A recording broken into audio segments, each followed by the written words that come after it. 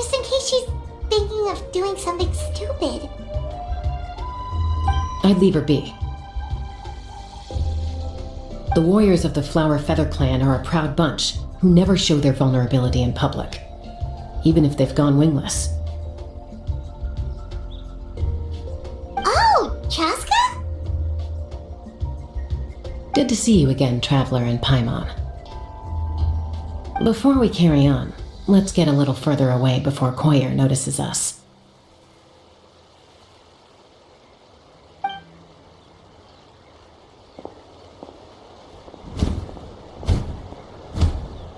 So, that girl on the bridge, Koyer, you said? Should she really be on her own right now? With the mental state she's in, it just seems risky. Don't worry. That's exactly why I'm here. Elder Alpa sent me to keep an eye on her. If she does attempt the unthinkable, I'll swoop in and catch her. I doubt it'll come to that, though.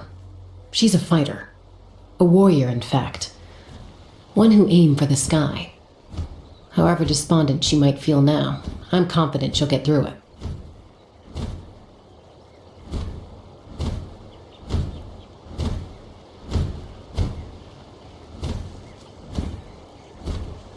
Well, in the Flower Feather clan, there's an elite flying squad made up of Kukasaur riders. But it's an extremely selective squad. To become a rider, you need to undergo a trial where you not only demonstrate mastery of the relevant skills, but also win the approval of the Kukasaurs. Very few candidates make it through the process.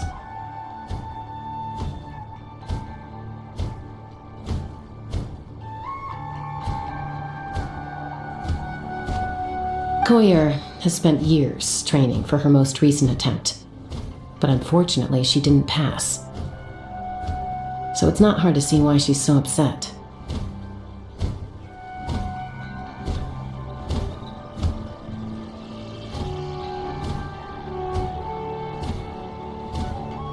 Sometimes, after multiple failed attempts to pass the flying tests and win the Kukasaur's approval, people get so disheartened that they give up on their dream to soar the skies.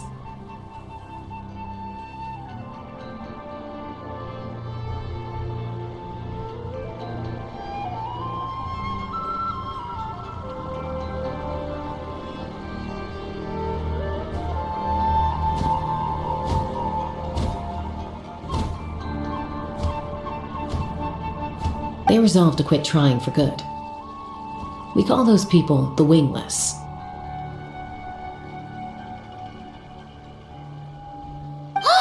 Do they get expelled from the tribe? What? No, of course not. They're still prized warriors. We have a saying. Just as the Kukasaur treasures every feather on its body, so the tribe treasures each one of its children.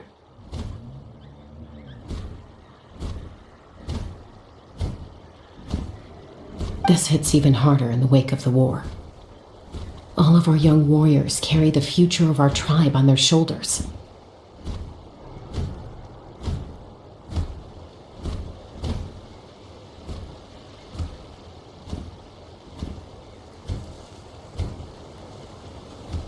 Besides, every Kukasaur falls from its nest before it learns to fly. It's practically a rite of passage. Likewise for the wingless, we always hold out hope that one day, when they're ready, they'll rekindle their dreams and keep trying.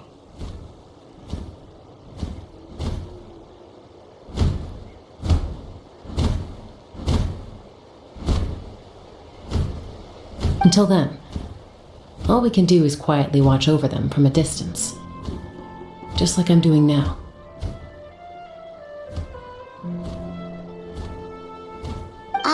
Okay. Paimon hopes she'll get back on her feet soon. Well, from the sound of her whistling, her confidence has been seriously shaken. No Kukasaur is going to respond to a call that sounds like that.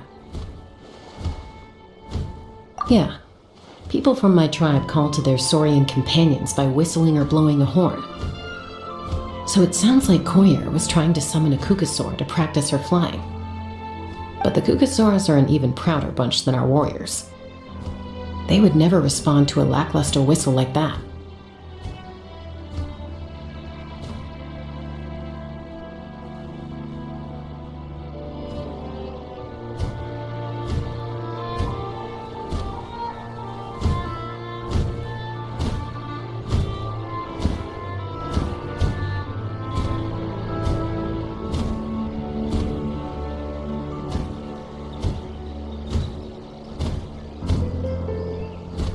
First she failed the trial, and now she's struggling to even summon a Kukasaur. That's only going to hurt her confidence further. And getting trapped in that vicious circle is the kind of thing that'll make people go wingless.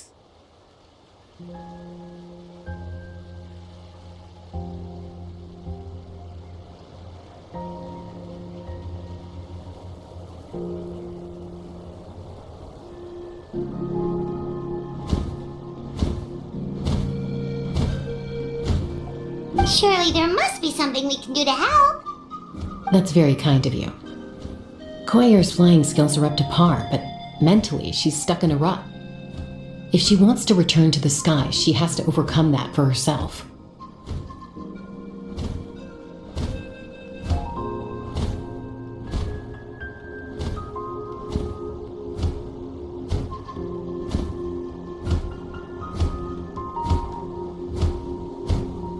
I'm going to lay low nearby, just in case she takes a turn for the worse.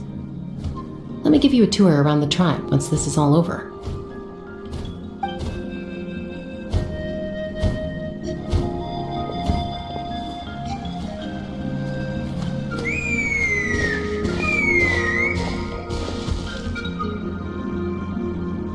Koyer still isn't giving up, even though Chasca said that she has to do this by herself.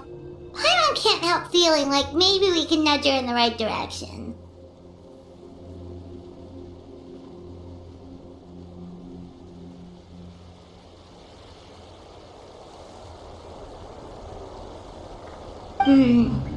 What if we could get a Kukusaur to fly up to her? That might give her the confidence boost she needs.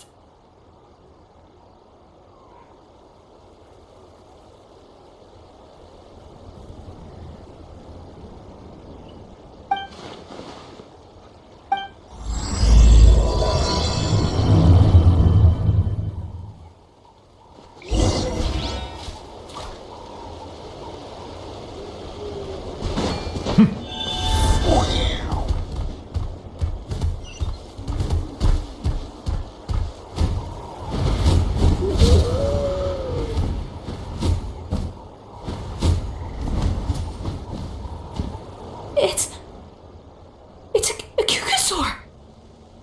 Oh my gosh! Is this really happening? I did it! I summoned one!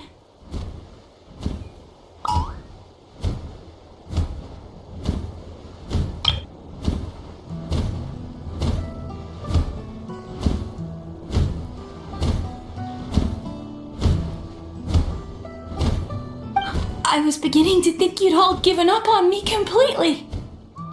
Thank you. Oh, thank you.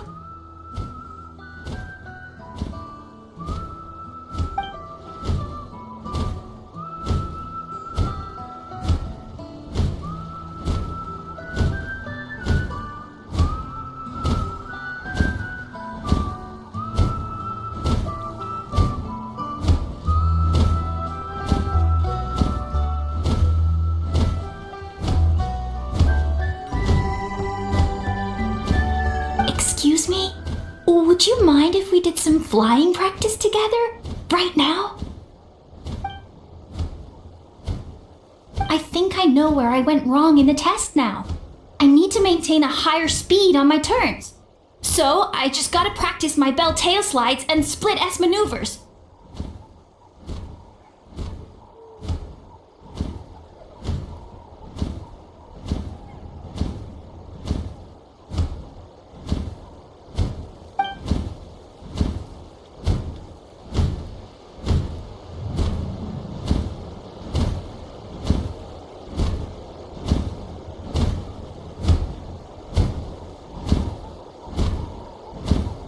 Also, I really want to try some stall turns and cobra maneuvers.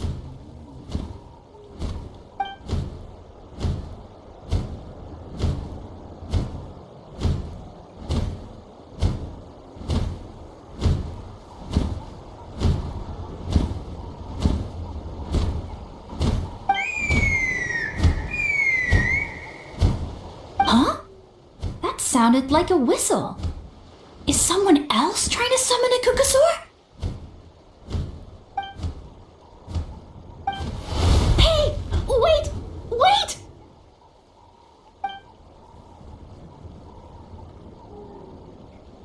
Do you think Koyer's feeling better now? Let's go back to that bridge and check.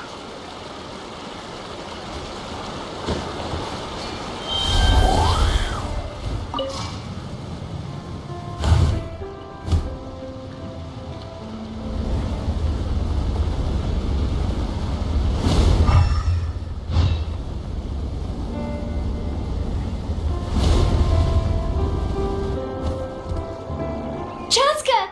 I summoned a Kukasaur! They do still respond to me after all!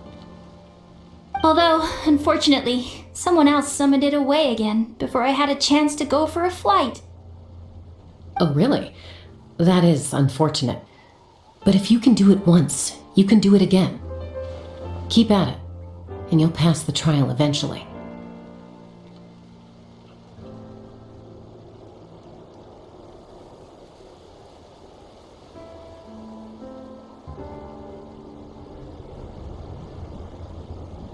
You're right.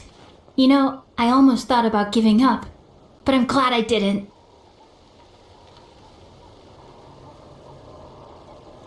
Hey, Chasca, how's Koyer doing?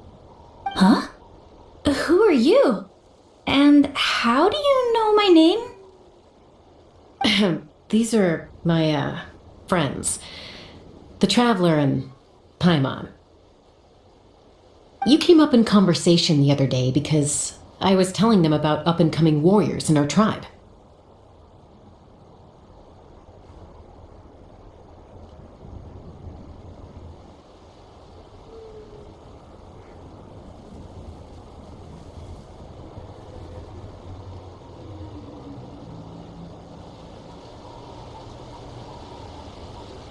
Oh, the Traveler, huh? So that's you. What do you mean up and coming? I'm closer to being wingless than I am to passing the trial. Anyway, we haven't met before, have we?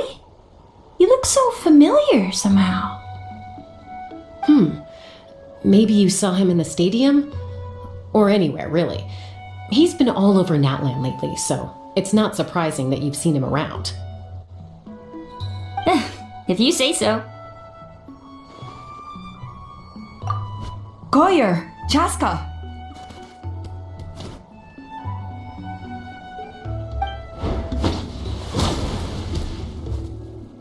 Here you are. I've been looking everywhere for you two. Oh, Elder Alpa! What's the matter? I thought I should tell you myself. We're going to redo the flying trials. Redo them? How come?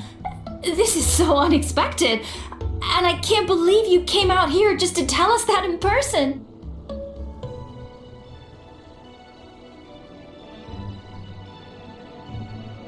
It's embarrassing to admit, but due to time constraints, we didn't do a proper inspection of the arena before the last round of trials began. Then we started to notice many candidates performing worse than expected.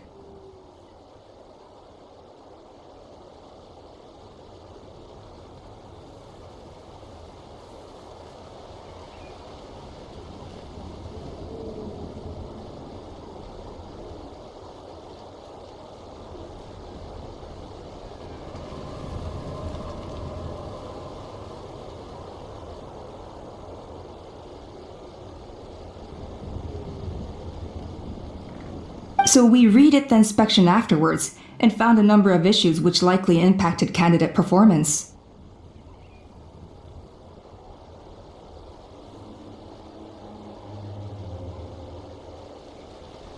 This was entirely our mistake, and I apologize unreservedly. I know it doesn't make up for it, but I thought bringing you this message in person was the least I could do.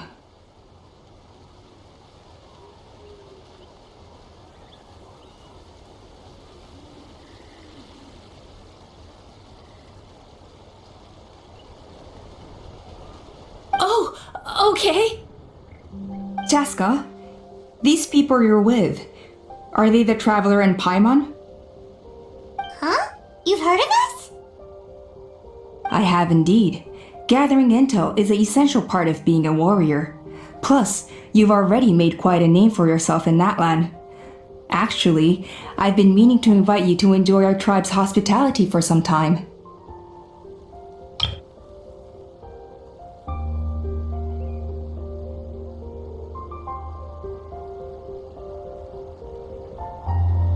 Hospitality? Oh, that includes food, right? Of course it does. If you let us host you, you'll be treated quite lavishly. Mighty warriors are highly revered in our tribe.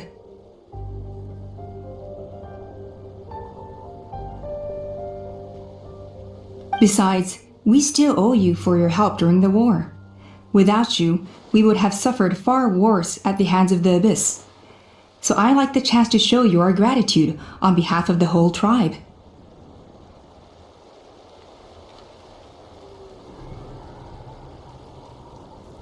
Mighty warriors, plural? So Paimon counts too? Paimon's starting to like you a lot. That should go without saying. Your flying skills are the envy of our tribe.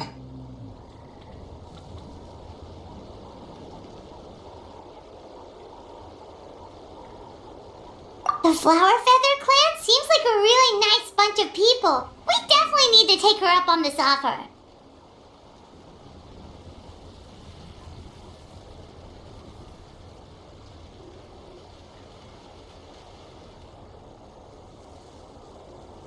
Well, I'd love to stay, but I'm afraid I still have to inform the other candidates about the retrials. With our younger generation's future on the line, there's no time to lose. Wait, Elder Alpa! Let me help! The sooner everyone gets the news, the better! Very well. In that case, Chasca, could I leave you to entertain our guests? Sure thing. Okay, let's meet by the obsidian totem pole later. Collier, let's get going. Okay.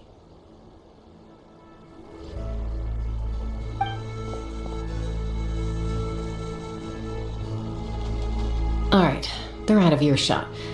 I'm just gonna come out and ask.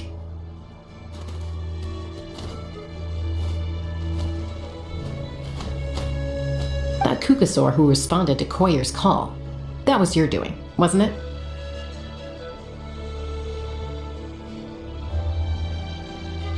I grew up with these creatures.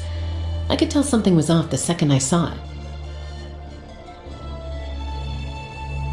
His whole demeanor seemed less like a Kukasaur and more like, well, you. So I figure you must have been pulling the strings somehow.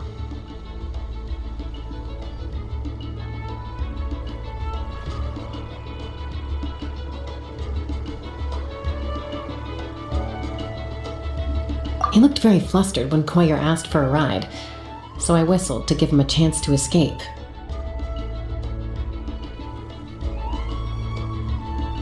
And judging by the look on your face, that was a welcome intervention, huh?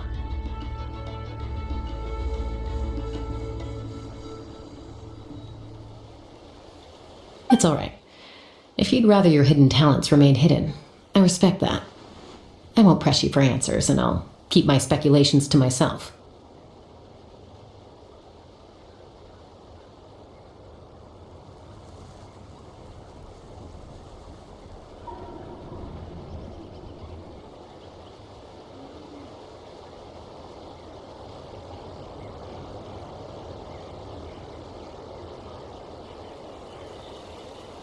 You're the kind of person I'd still trust even if you had superpowers.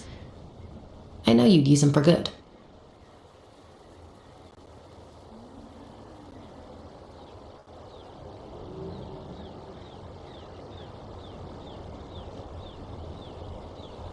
I think the ends justify the means in this case. She just lacked confidence, and you helped her resolve her internal conflict.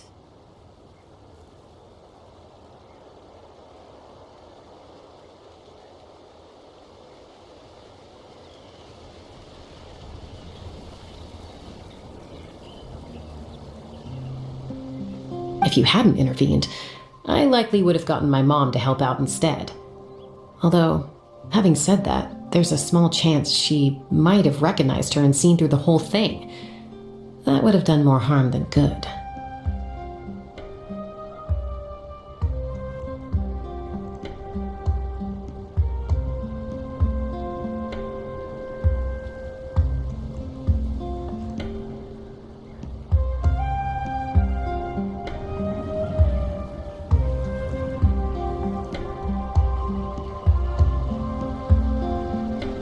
Yeah.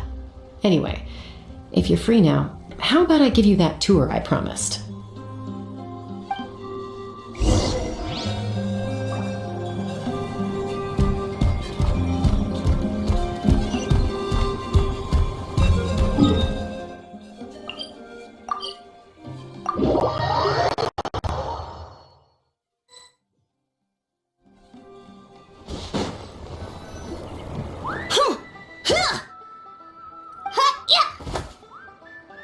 Ready?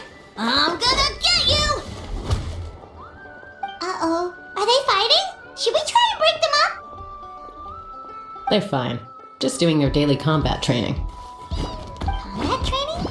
A little young for that, aren't they? Not to us. We're a tribe of warriors. In ancient times, we were the most elite troops in the nation, responsible for patrolling and defending all of Natlan.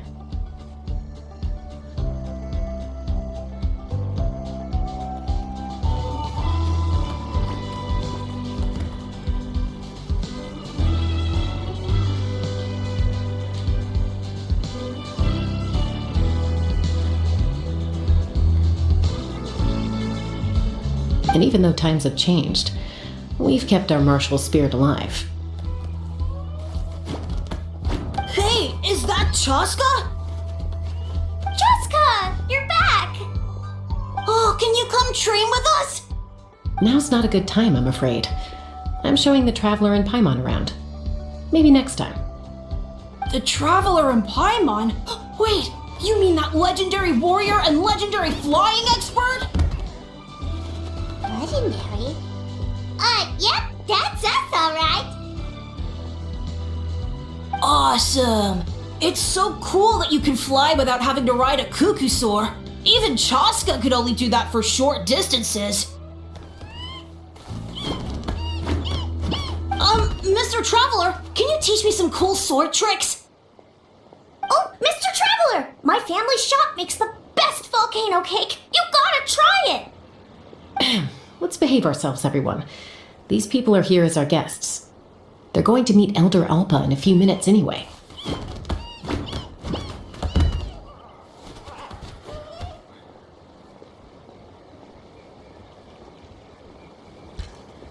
Kotini, instead of being jealous of other people's talents, why not work on developing your own?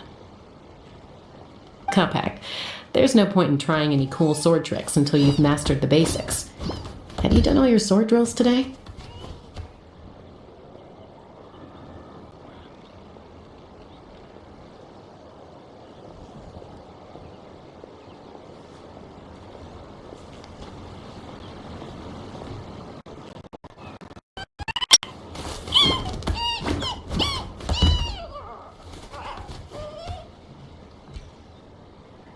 And Yatlan, easy does it, okay? Not every conversation has to turn into you plugging the family business.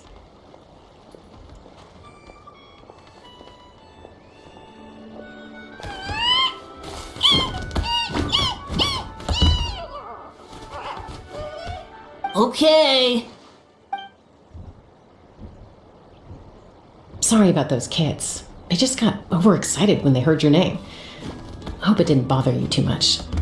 This is a volcano cake that Yatlan forced into my hands. She said to think of it as an apology gift. Whoa, it smells amazing! Traveler, you want some? That's good. Yatlan will be thrilled. By the way, Chasca, those kids really adore you. You're way better with them than Paimon expected. Paimon figured you'd be more, aloof, maybe?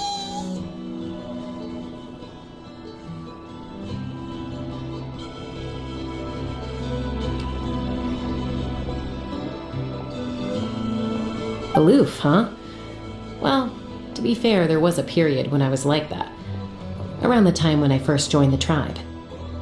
But it's a terrible attitude to have as a peacemaker. It tends to turn situations that could have had a peaceful resolution into a stalemate that can only be resolved by force.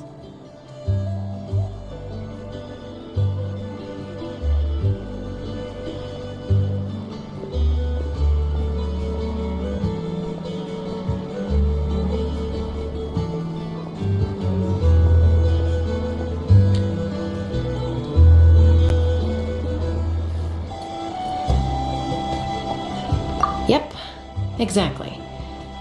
As long as other options are available, I try to avoid that at all costs.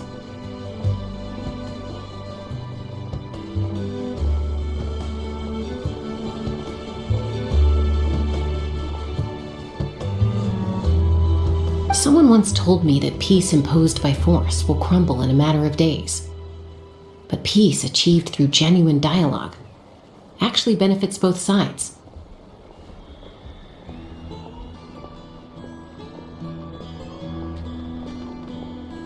Even if sometimes the parties are only willing to negotiate because they're both armed to the teeth.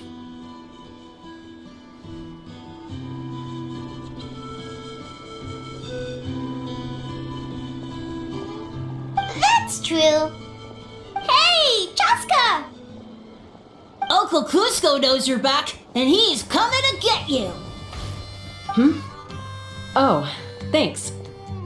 Traveler, Paimon, got a dash. I'll meet you at the totem pole up ahead. You can't miss it. It sticks out like a sore thumb.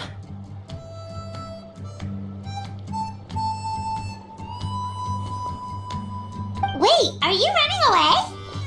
First rule of conflict resolution? Grab the fan and run before the you-know-what hits.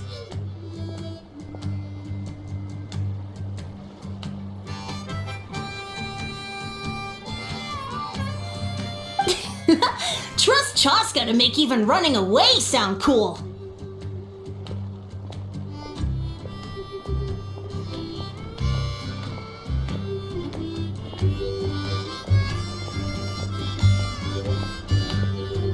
Sorry about this. Just stall him for me, okay? I'll explain everything later.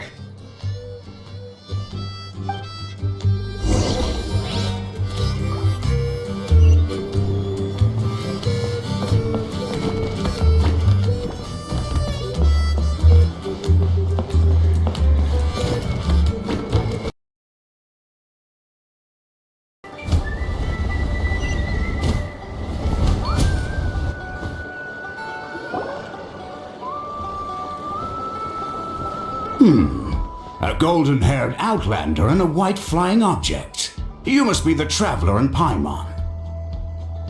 I heard Chasca was with you, but I suppose she's run away again, has she? Sorry, who are you? Who am I? Only her father. She's supposed to go for a checkup every 3 months to see how her abyss condition is doing. We both agreed on it.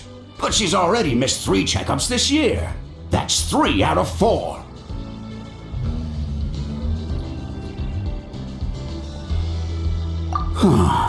Yes. She got exposed to abyssal energy as a young child. Then her birth parents abandoned her.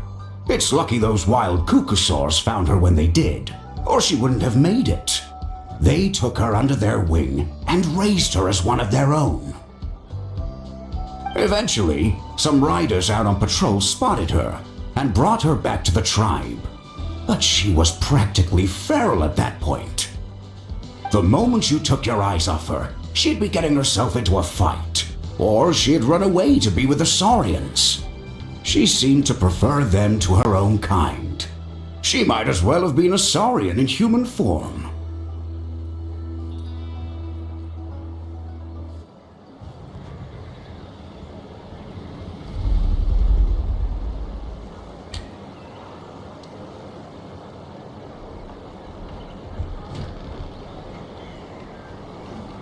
That must be the aloof period she mentioned, right?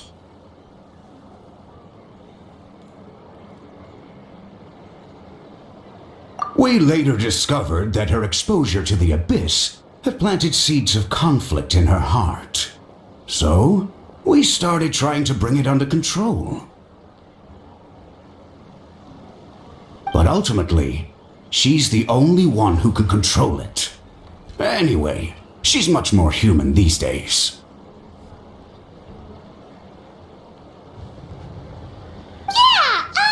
Don't worry about her. She seems pretty stable to Paimon. She's probably only avoiding the checkups because she thinks it'll stop you guys from worrying about her.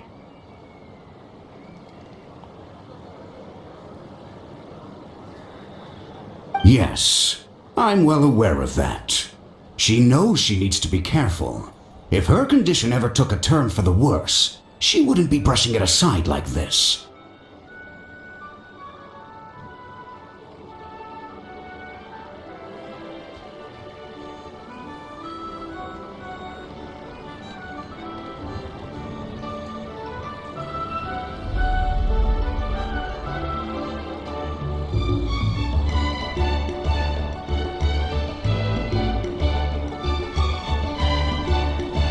It's just, every checkup she's been to, they find new cuts and bruises.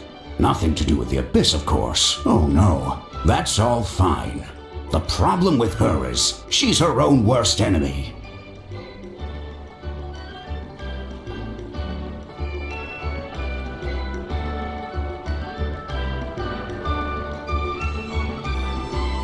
She's been living dangerously again. I'm sure of it. That's why she's avoiding the checkups. She wants to hide it from us. Yeah, Paimon can see her doing that. Oh. In the past, she always had Koichi to keep an eye on her. Now Koichi's gone, and I don't want to lose another daughter.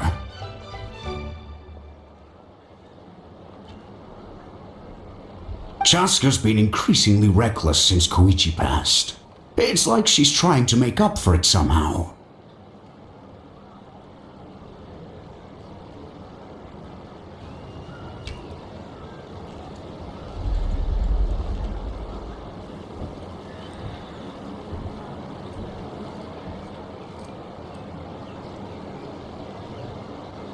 Next time you see her, please tell her to be careful for me.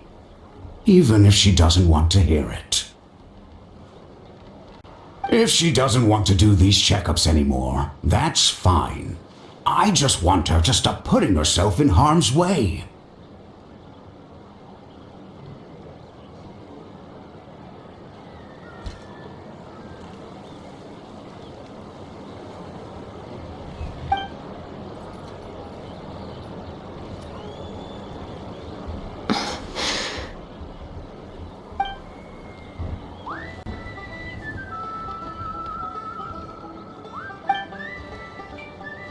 Where did the time go? We should be back up with Chasca before it gets any later. To get to the totem pole, we need to head north, right? I'm sorry. I didn't mean to keep you so long. I don't get to talk about my daughters much. And once I got going, I lost track of time. I should be getting back to work now. So, oh, Chasca. Help me talk some sense into her, won't you?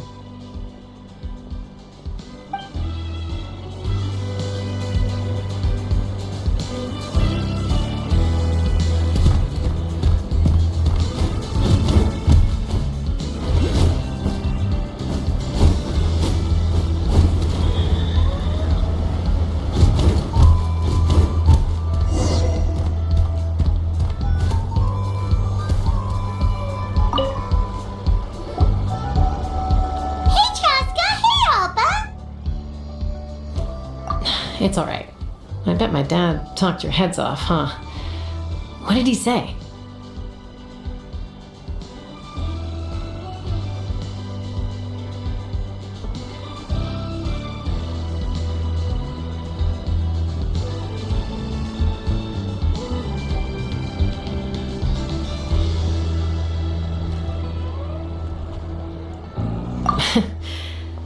was sometimes a little impulsive back then.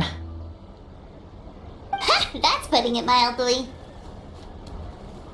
The memories. It feels like it was only yesterday when we brought you back and had Cusco and his family take you in.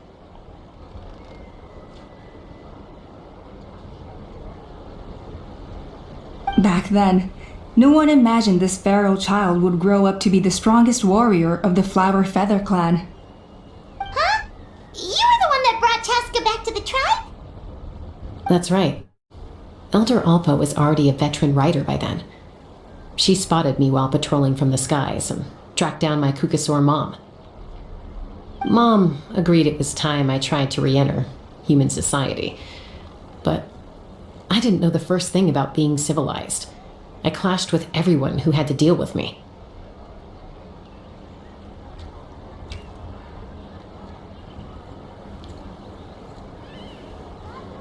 And look at you now, renowned throughout the land as a peacemaker.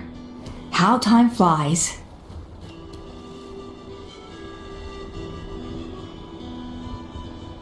When the day comes that I can't fly anymore, it will be up to you to look after our tribe and our flying squad.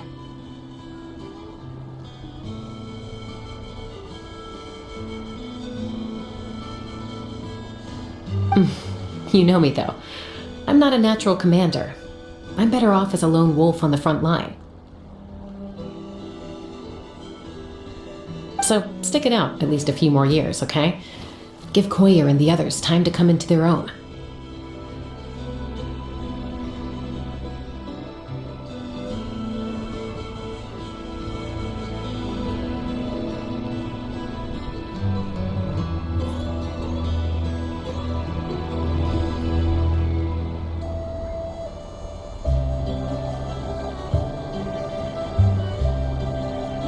Oh, stop. Wait, so isn't the leader just the strongest warrior in the tribe? At least Paimon figured that's how your tribe would work. Strength is certainly a core tenet in the Flower Feather clan, but strength means far more than martial prowess alone.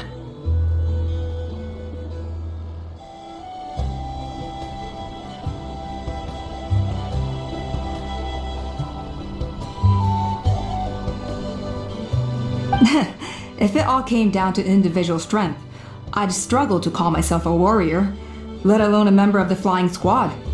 Any fighter in the tribe could take me down.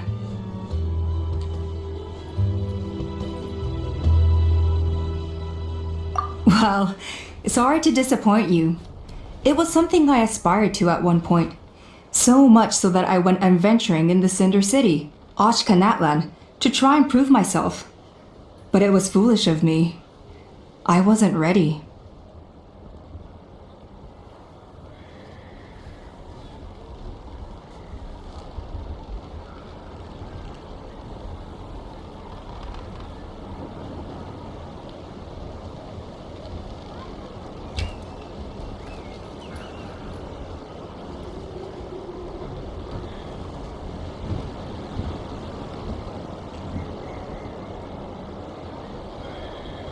I came back empty-handed and seriously injured. The fact that I survived was something, I suppose. But after that, I never seriously considered myself a strong fighter. And yet, you still managed to become the leader of the flying squad, thanks to your experience and determination. All while battling those old injuries. Don't you think that's a display of strength in its own right? Let's shelve this discussion for now. Traveler, Paimon, there are some simple refreshments on the table. Please help yourselves.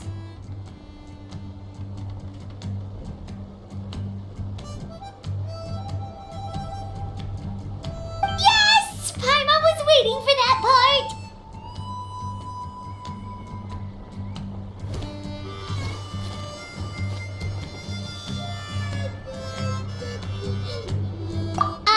They were for the snack stomach. The refreshment stomach still has plenty of space.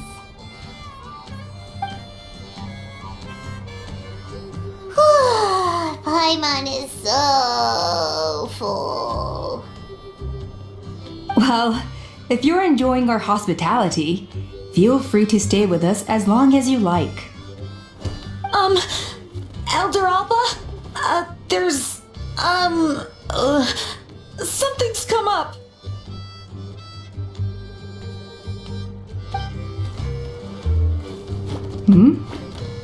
What happened? Is it serious? Shall I deal with it? It's... Some merchants showed up, not from our tribe. They said they're here to discuss some potential collaboration with us. Why now? This is terrible timing.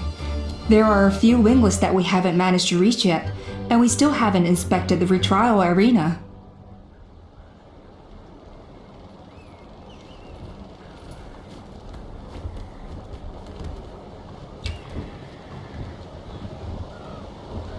Let me handle the other errands while you meet with the merchants. You shouldn't be trying to do everything at your age. You should help too. Seems only fair after all that food we ate.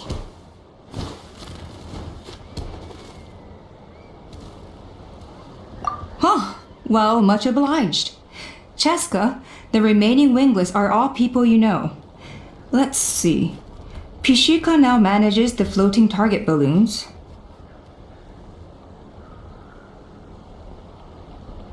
Waska's probably still addicted to eyes on the feathered prize, and Junon spends her days up on the flying platform, staring at the Cinder City. I'll leave you to tell them the news.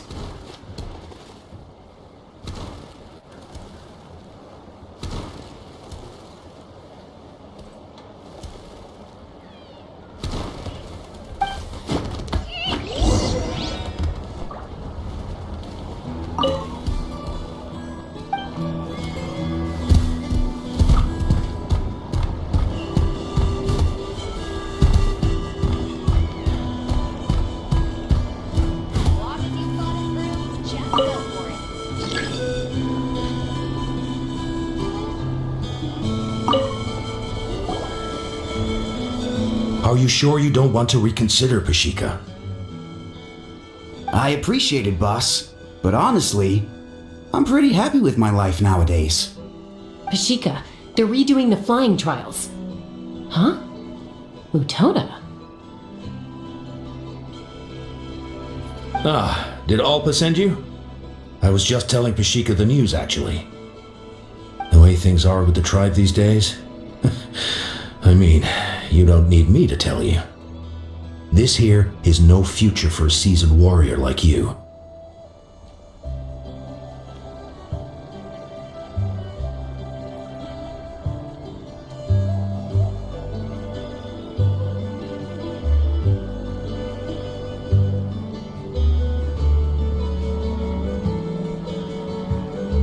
Ah, come on, boss. Do you have any idea how long it's been? I've been wingless for years now. I'm not cut out for that anymore. Of course, I'll do my part if we ever need to defend the tribe. But there's really no point in me trying out for the flying squad now. I've already made my peace with it. Not everyone has what it takes to return to the sky after going wingless. Elder Alpa's perseverance is something else. And it's okay if I'm not destined for greatness. I might not have the Kukasaur's approval, but with my hot air balloons, I can still reach the skies.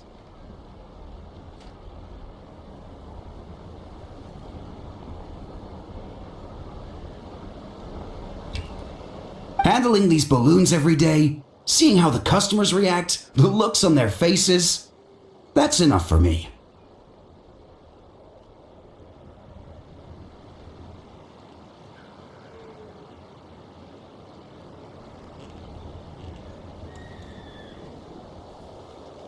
Finding something you love doing can be just as hard as passing the flying trial. It's worth holding on to.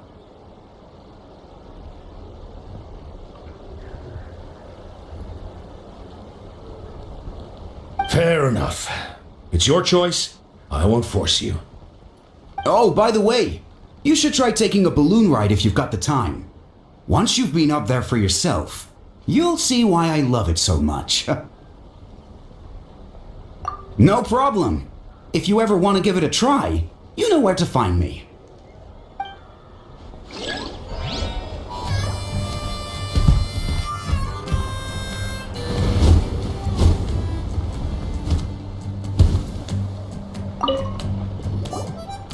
A retrial?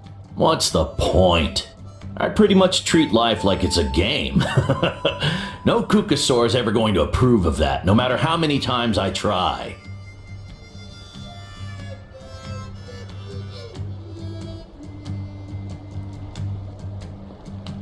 Huascar, I can assure you, Kukasaurs wouldn't judge you for something like that. Well, they must be judging me for something. Maybe I lack fighting spirit, or just don't have the talent.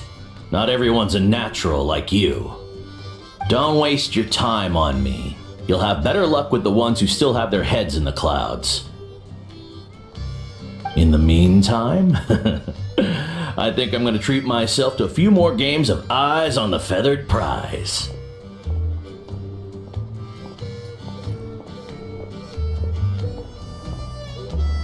Yeesh, there's wingless, then there's being a total lost cause.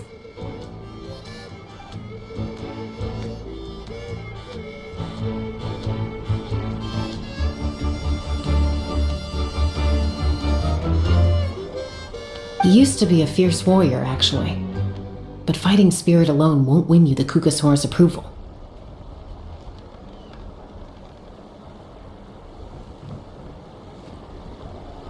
Are all Kukasaurs so strict?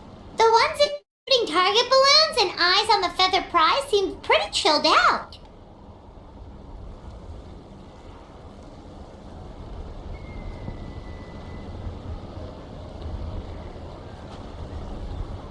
It's one thing to hang out and have fun, but quite another to take to the skies with a human life on your back.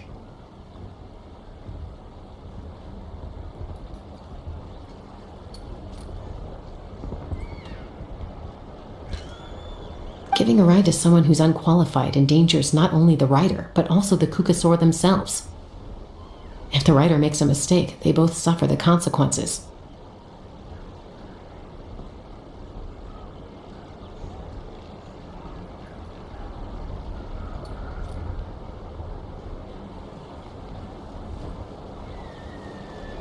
So we have a mutual understanding with the Kukasaurs. If someone isn't up to standard, we have to reject them. Even if it means breaking their hearts.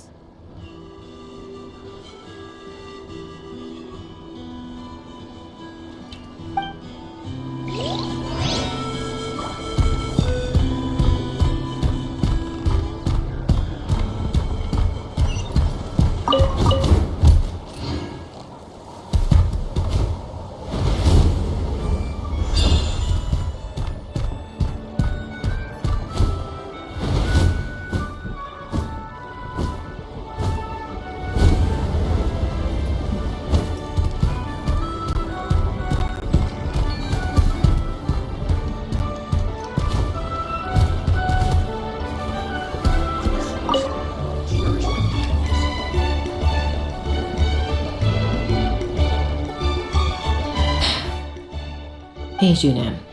Gazing out at Ochkanatlan again, huh? Chasca? What are you doing here? Is something up? The flying squad is hosting retrials again soon. Want to give it another try? Maybe you're forgetting the definition of wingless. I've failed so many times already that I've decided to call it quits for good. I'm done.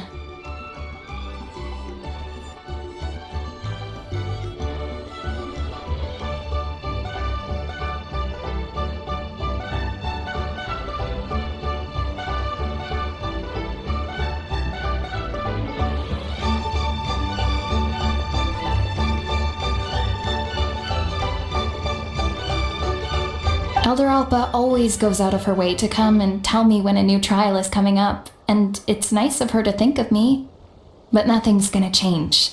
I'm not going to suddenly pass just because they're holding another trial.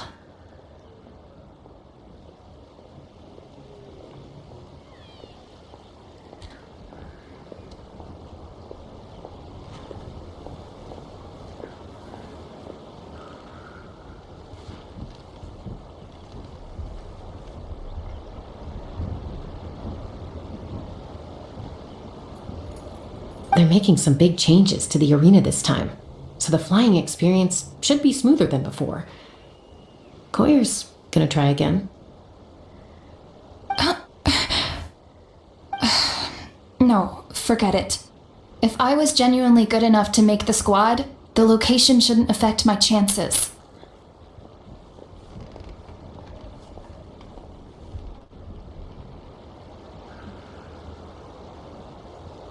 A true rider can fly confidently whatever the conditions, like you and Elder Alpa. Shunan! They're redoing the... Huh? Chasca and the Traveler. You're already here. I guess they told you already then. Come on, let's go train together. I'm gonna sit this one out. What? Why? But you've always looked up to Elder Alpa.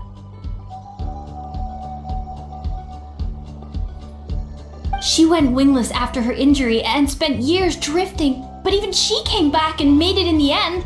If she can do it, why can't you?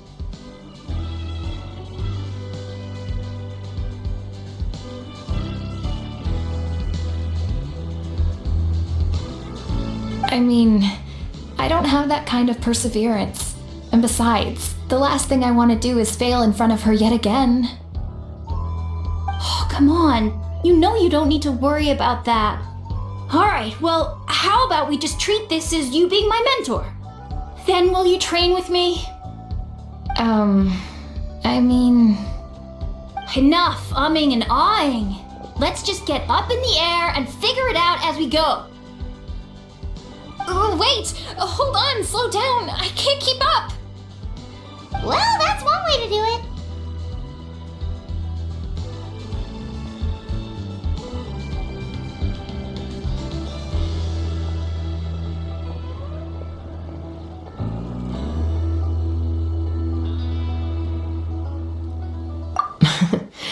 They've been best friends since they were kids.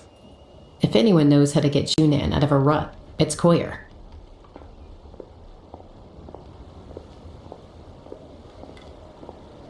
You helped Koyer deal with her internal conflict, and now she's done the same for someone else.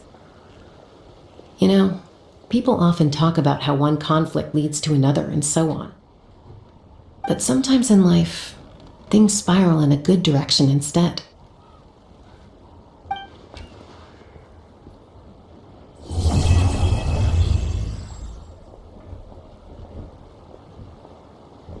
We've notified all the wingless on the list now, right?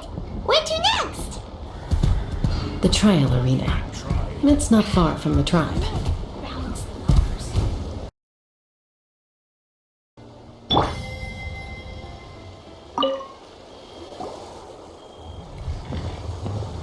Oh, hey there, Chasca. Did Elder Alpa send you?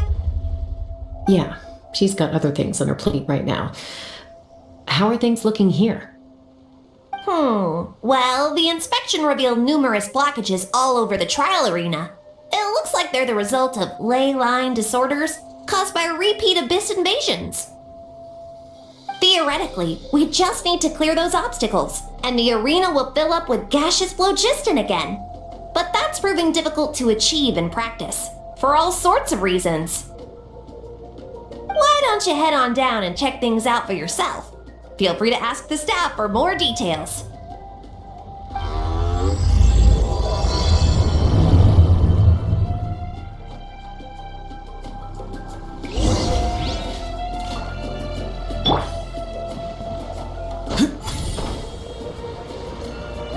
Let's burn this breeze. Giddy up!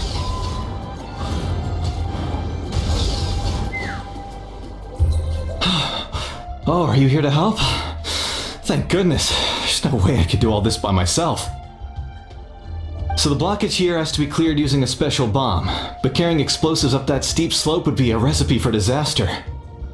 If I dropped it or slipped and fell, I'd be blown to bits in an instant. So, my plan was to transport the bomb to the other side, then send it over in a hot air balloon. All I need now is for someone else to strike the balloon at the right moment, dropping the payload right on top of the spout, and problem solved. What do you think? Simple enough, right? Huh? Oh, that one.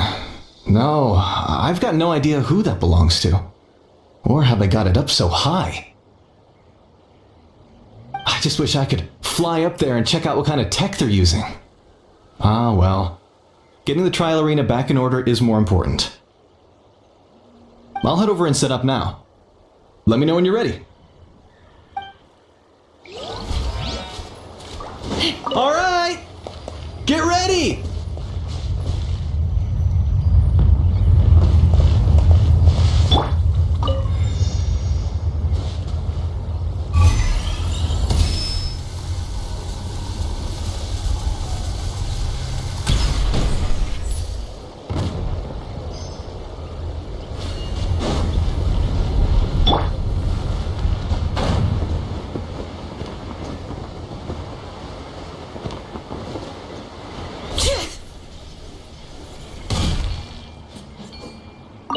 How strange.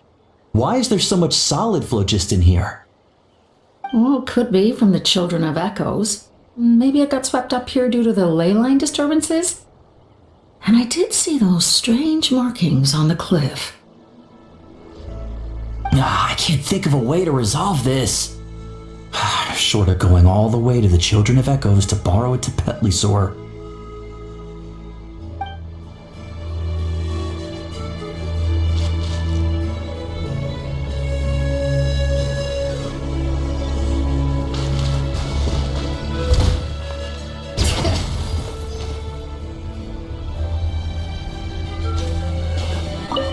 Whoa! Did you see that? A Tapetlisaur just showed up out of nowhere. How did it get here? Just passing by, or... Huh. Well, not gonna argue with a good thing. The spout's clear. That's all that matters.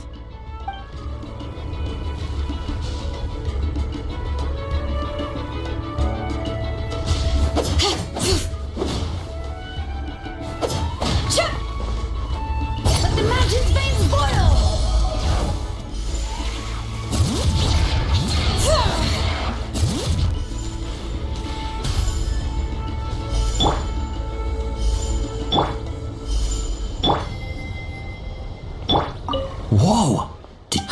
How did it...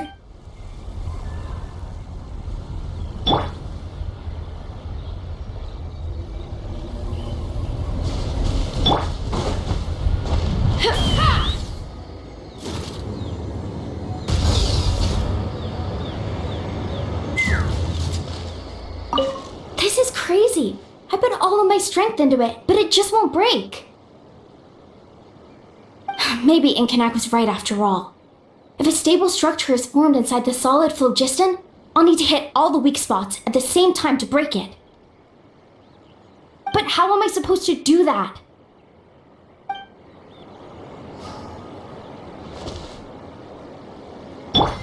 Bow your head.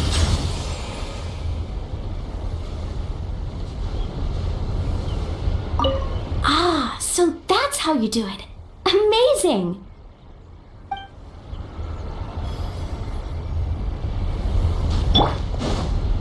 Let's fly!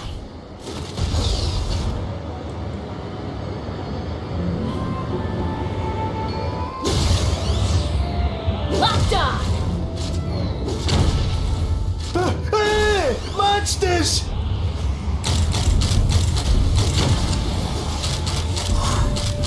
Open fire! Malta!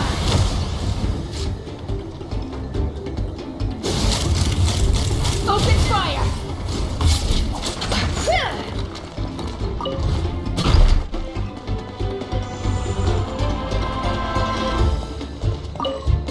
Take me up! Malta! The gaseous phlogiston is being replenished. Looks like all the spouts have been unblocked. Let's head back up.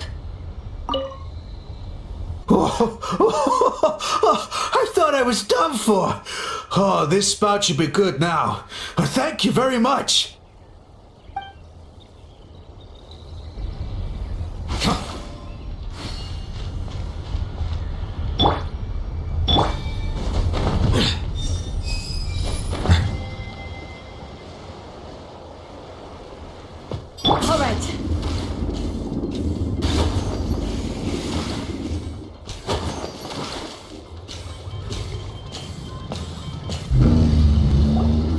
Wow, you took care of everything in no time at all. Incredible work! Now we just have to wait until the gaseous phlogiston is fully replenished. Then we can kick off the retrials.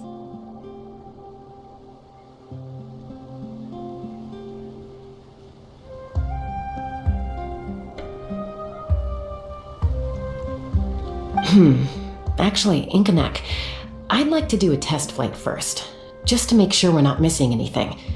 Could you arrange that for me? Huh? But you only just finished getting the arena ready. There could still be other hazards we're unaware of.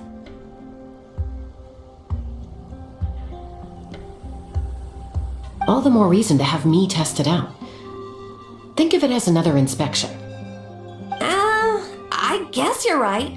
With your flying skills, you won't be in any serious danger, even if there are hazards we overlooked.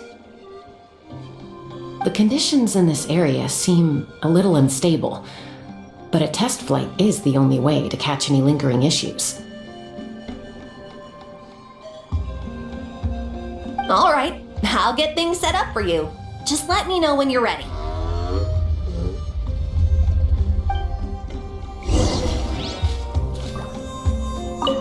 Are you ready? This should be a piece of cake for Chasca, but still, try to be careful.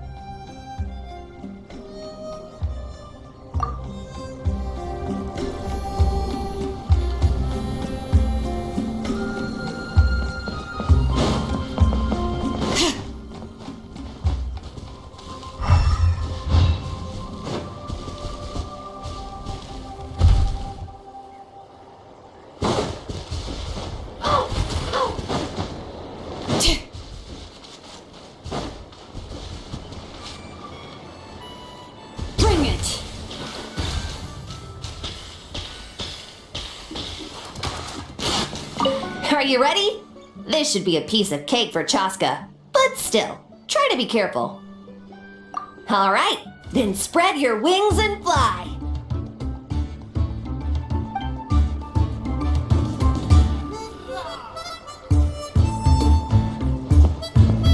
Let's fly.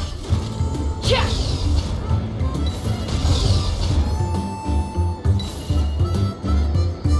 Open fire.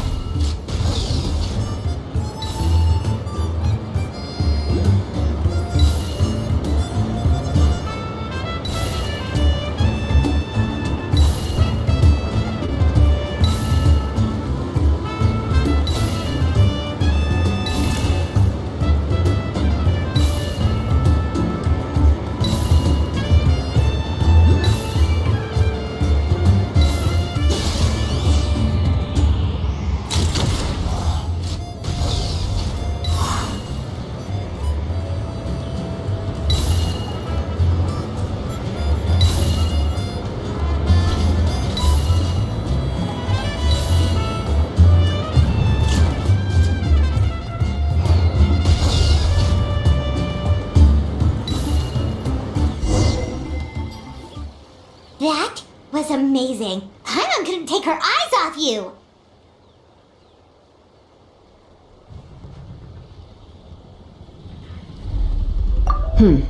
No, nothing major.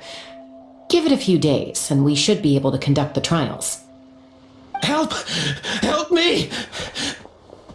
You're from the Flower Feather clan, right? Please, come quick, you've got to help us! Catch your breath first. What's the situation? We got attacked by a Kukasaur. My friends are still stranded in the middle of the road with the goods we were transporting. Please, I'm begging you, save them! Huh? Are Kukusaurs really that aggressive? Do they usually attack groups of people unprovoked?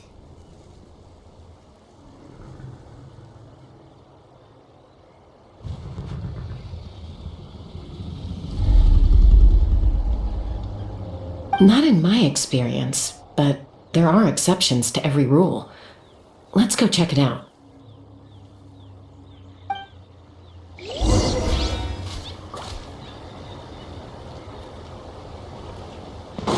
All right. Ouch! I've never seen such an aggressive cuckoosaur. Ouch!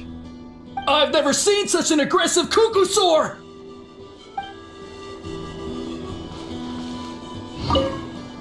Ouch! I've never seen such an aggressive cuckoosaur!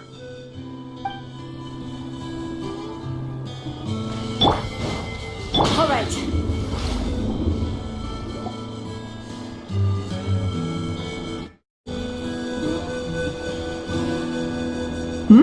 Chasca? Traveler?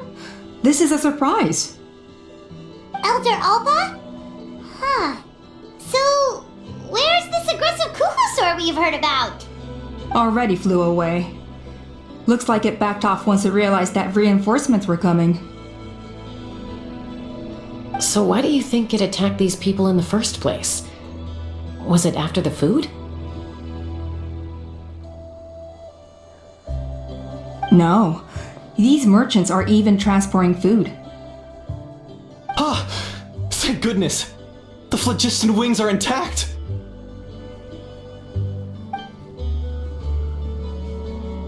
Phlogiston wings. Thank you so much for coming to our rescue. These phlogiston wings are our most prized goods. If anything happened to them, it would ruin us. Wait a minute. Are you the merchants that were looking to collaborate with us? Wormy told me about you. Yeah, that's us. So I take it you're Elder Ulpa? I am. You must be exhausted from your journey, not to mention shaking up from the attack. Let me bring you back to our tribe to rest. We can talk business after you've recovered. But Elder Alba, what about the Cuckoosaur attack? Well, our guests here weren't seriously injured, and their goods are intact. Perhaps that Cuckoosaur was just having a bad day. There are so many of them around here. You'd expect something like this every once in a while. I don't think we need to pursue it any further. More importantly, how are the preparations for the flying trials going? Is everything in order over at the arena? Huh? Did you say flying trials? What a coincidence! Sounds like a perfect use case for our phlogiston wings. You'll be pleasantly surprised by what they can do. Oh, really? Now I'm intrigued. Well then, let's forget all about this Cuckoosaur attack for now. We have some serious business to discuss.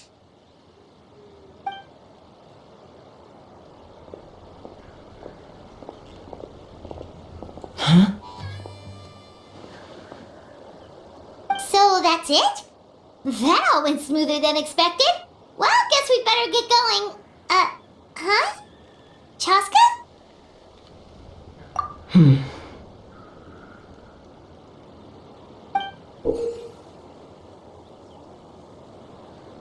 A blood-stained feather.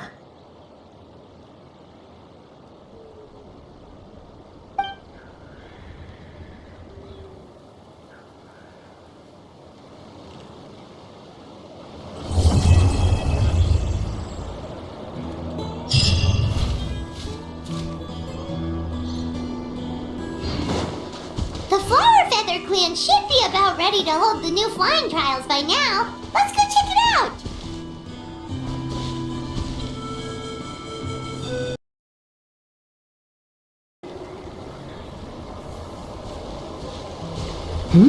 Ah, Traveler and Paimon. You came. Yep, and it looks like we made it just in time. Although, can't say the same for the Cuckoosaurs. Bit of a low turnout, huh? Yeah, you'll see why soon enough. All right, get ready. 3, 2, 1, fly!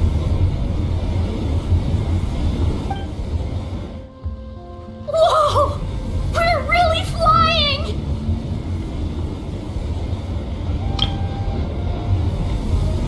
I feel light as a feather. I'm flying without a Cuckoosaur.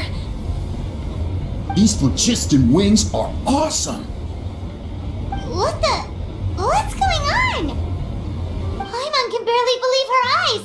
How did they fly all on their own?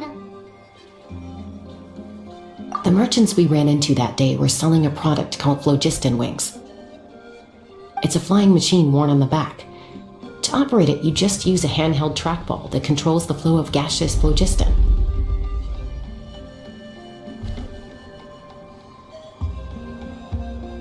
That's incredible.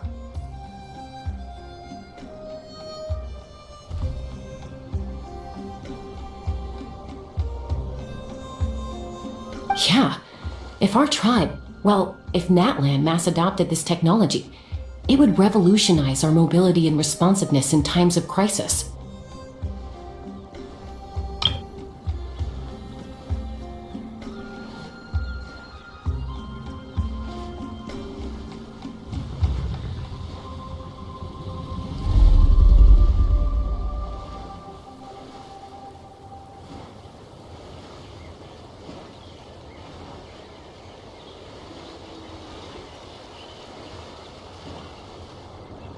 Just think of the countless tragedies that could be averted.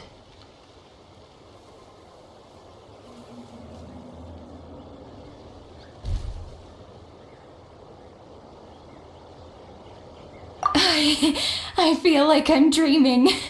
Did I really just fly on my own without the help of a kukasaur? You'd better believe it. Plus, you just passed a flying trial. Right, Elder Alpa? Elder Alpa? Should this really count as a pass? If we did the trial using phlogiston wings? Why not? The scoring rubric is about flying performance. It doesn't specifically say you have to ride a kukasaur, does it?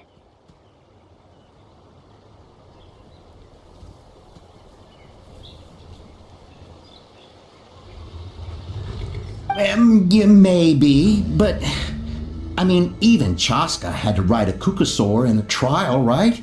And the whole point of the trial is to test both your flying technique and your ability to work with a Saurian companion.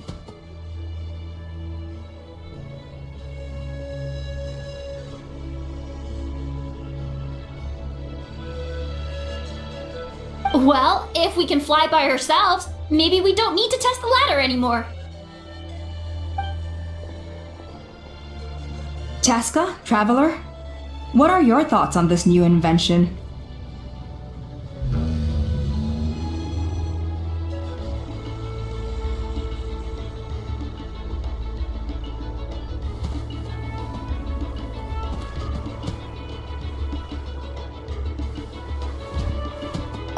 Right? That's what I think too. I agree that they have strategic value, but I don't think it makes any sense to evaluate candidates by the current testing standards if they're using phlogiston wings.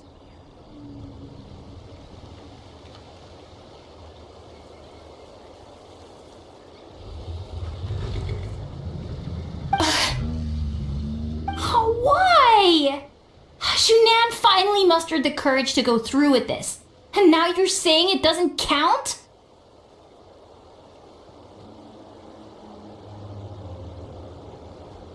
I don't have any experience using these wings in battle, nor is it immediately obvious how to incorporate them into the existing systems in our tribe.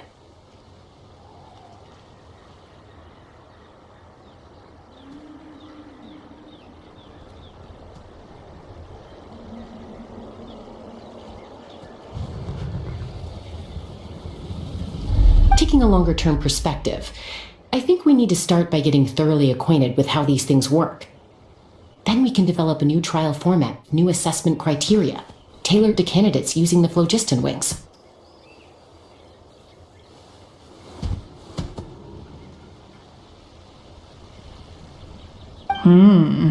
You all raise valid points. But Chasca, while your proposal sounds perfectly reasonable, it would probably take years to put it into practice.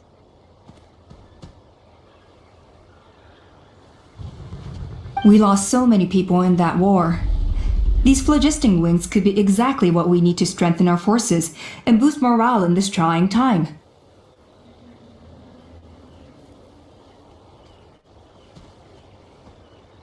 And as for real-world battle experience, there will be plenty of opportunities to gain that. I have high hopes for you, Junon.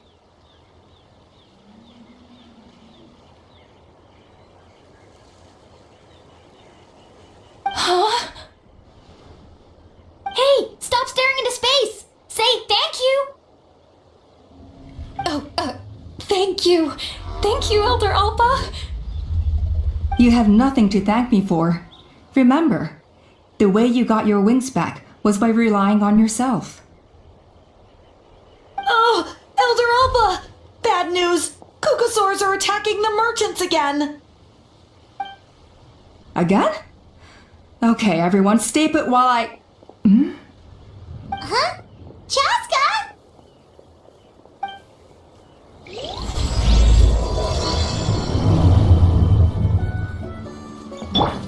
Why did Chasca rush off like that? And then Elder Alpa and the others too? Anyway, let's go see what this is all about.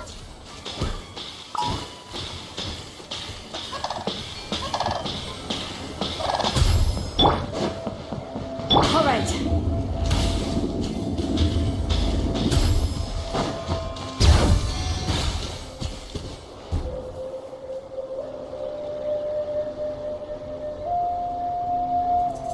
Oh, it's back! It found us again! Run! Get out of here!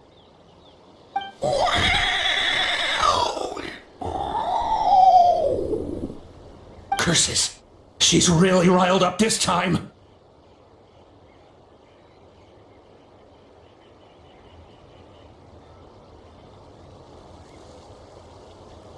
Hey! Stop running! We'll never outrun a creature with wings! Get back here and let's fight!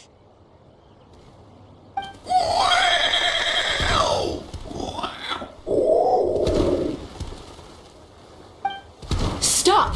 All of you!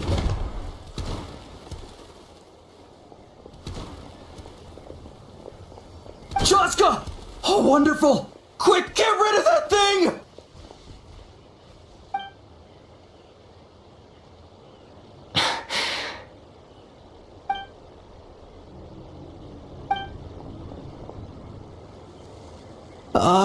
What's going on? Why isn't she doing anything? So it really is you. Sister. Wait, sister? That Kukusaur is Chasca's sister?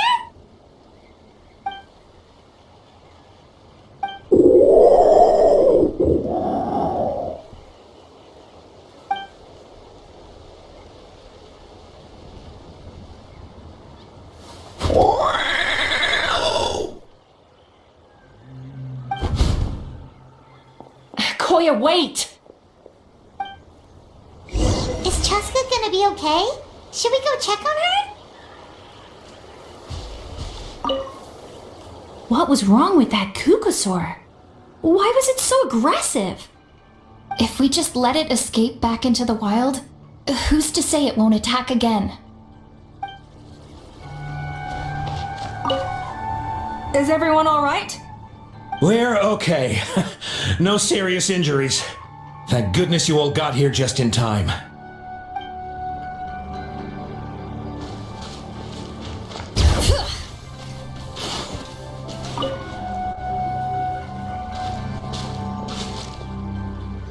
Chasca, are you okay? I'm fine. Sorry for making you worry. No point. She's an expert at hiding her tracks. Once she's shaken you off, you'll never catch up to her.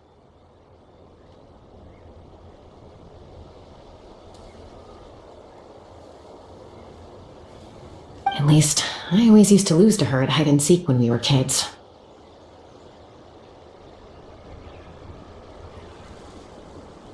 Well, yeah. You know I was raised by Kukasaurs. Anyway, she and I grew up in the nest together. Her name's Koya, and she's my big sister. We played together all the time, chasing each other through treetops or mountaintops. It felt like it would go on that way forever, until the day I was sent back to live with the humans. Not all kukasaurs are friendly towards people. Koya, for instance, she's fine with me because we grew up around each other, but she's not fond of other humans. When Mom decided to send me away, Koya strongly protested, and after I left, she became more and more reluctant to interact with humans. Maybe she thinks that humans stole you away from her.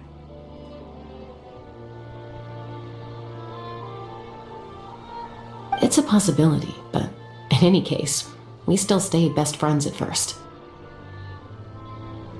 I had a hard time adjusting to life in the tribe, so whenever something went wrong, I'd run off into the wild and vent to Koya.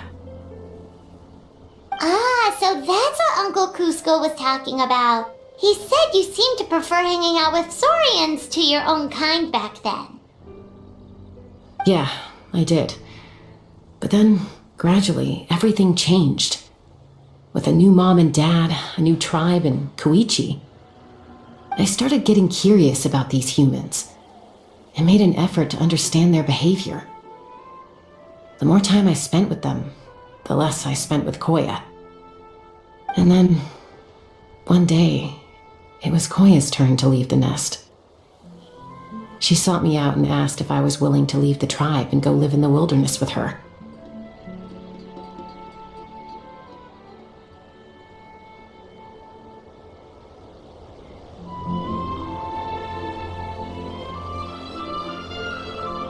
As far as I can remember, that was the first time she ever approached a human settlement on purpose. So, how did you answer her? Well, I wouldn't be standing here talking to you if I'd said yes.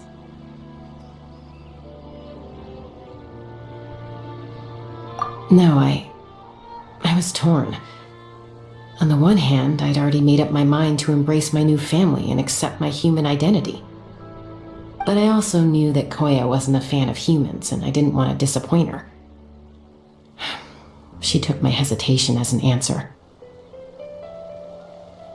She saw it as a personal betrayal, threw a huge fit, and then flew off. We hadn't seen each other since, well, until today.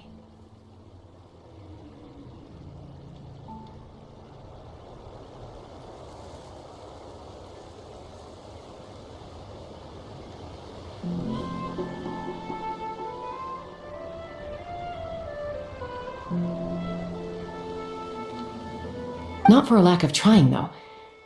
I tried asking Mom where Koya's new nest was so I could talk things out with her. But Koya had already asked Mom not to tell me where she'd moved to.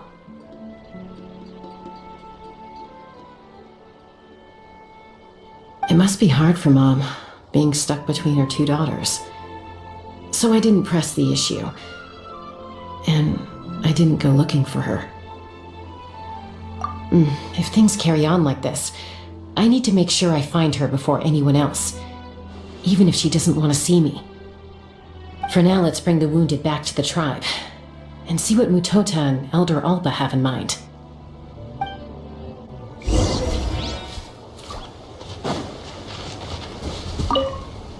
What was wrong with that Kukasaur? If we just let it as...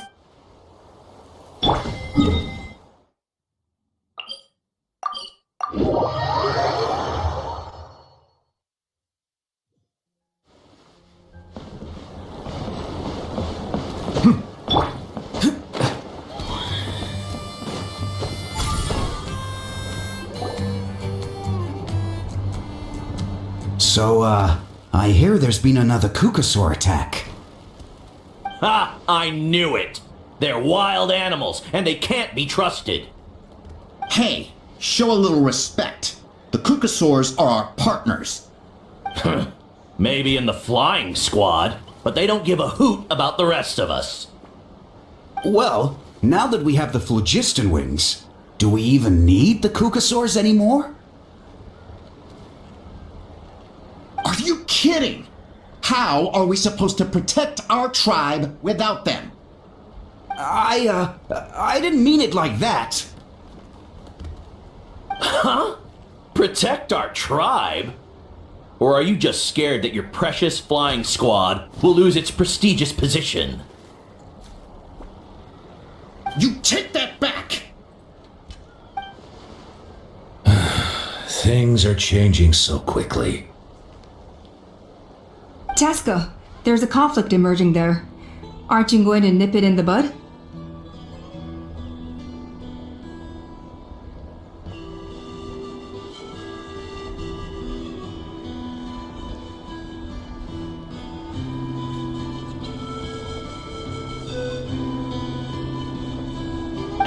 The whole tribe's talking about this now.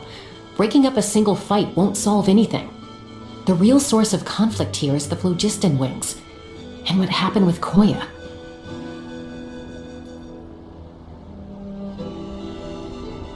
On any other day, people would just brush this attack aside.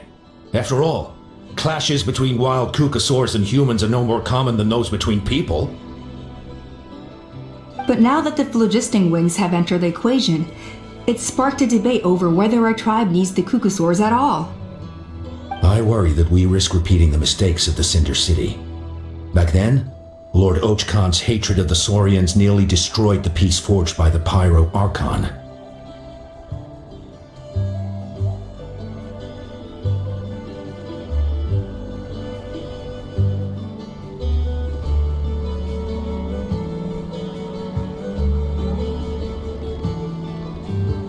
Chasca, to prevent things from deteriorating further, I'd like to task you with restoring peace to the tribe.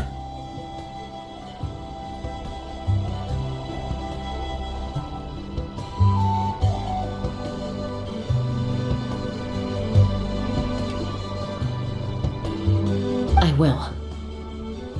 Traveler, you've already done so much for Natlan, and the Flower Feather clan has no right to ask more of you. But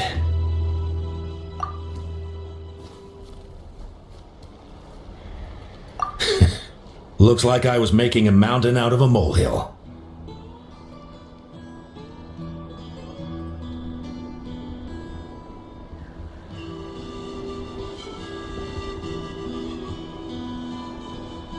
And don't forget about Paimon. Just leave this to us. This whole situation has unfolded so quickly that it's put us on a back foot. To tell the truth, it makes me a little suspicious.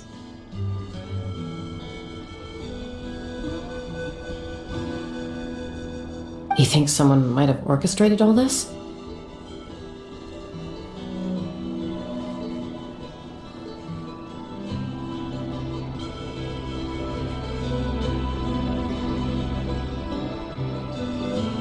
It's possible. Leave it with me. I'll look into it. Also, Chasca, could you try to keep a low profile while you're out there digging around? We don't want to give our hand away.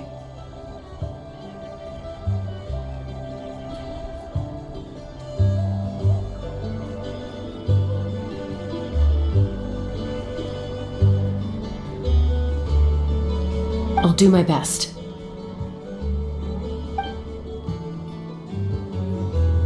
Okay, so where should we start?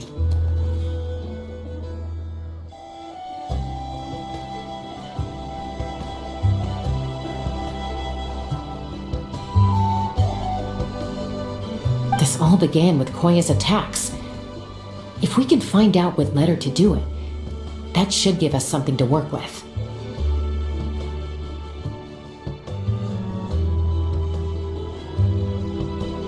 Unlikely. Given how she reacted when I showed up, I don't think she's forgiven me.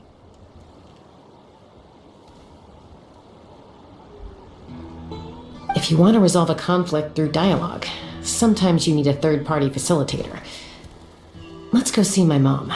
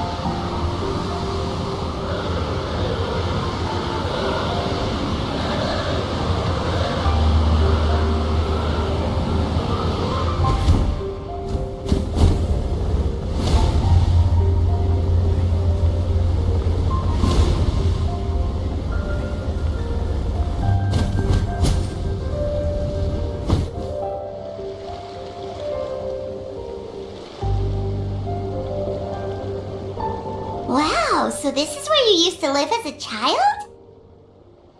Mm-hmm. When I was little, we used to do this thing where I'd jump from the top of this tree, and Koya would fly over from the platform and catch me in midair.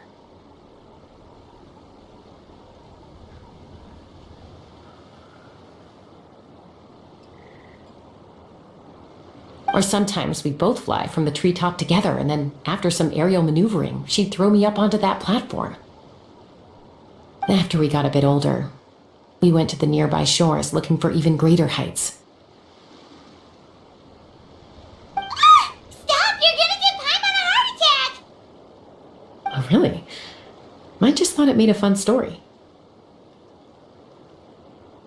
Then I'll share more with you when there's time. Anyway, back to the matter at hand.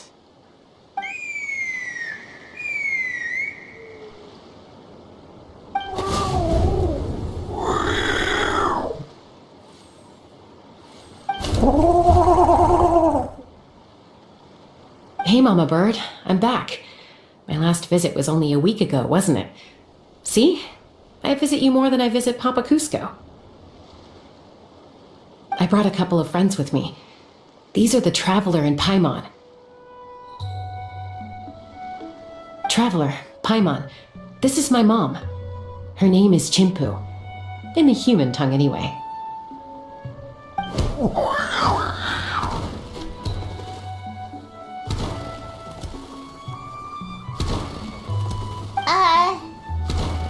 Hi!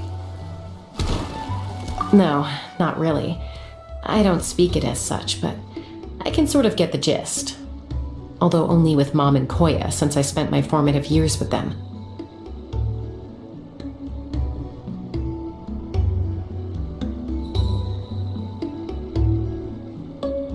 Even then, it's basically a best guess based on their sounds, body language, and expressions. Seems to work about 9 times out of 10, anyway.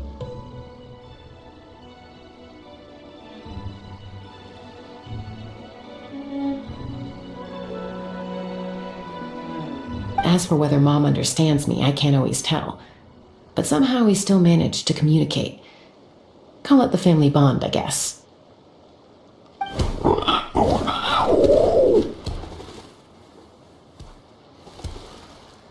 Don't worry.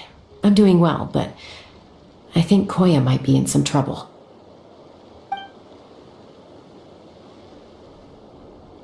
I know she's never been a fan of humans, but she's never deliberately attacked them before either. What's behind this sudden change? Does, Auntie Chimpu know anything? Doesn't look like it. Koya hasn't visited her in a long time. Then, could you please tell me where she's living nowadays? I really need to talk to her. If this animosity between her and the tribe continues, then the next time there's an incident, I don't know if I'll make it there in time.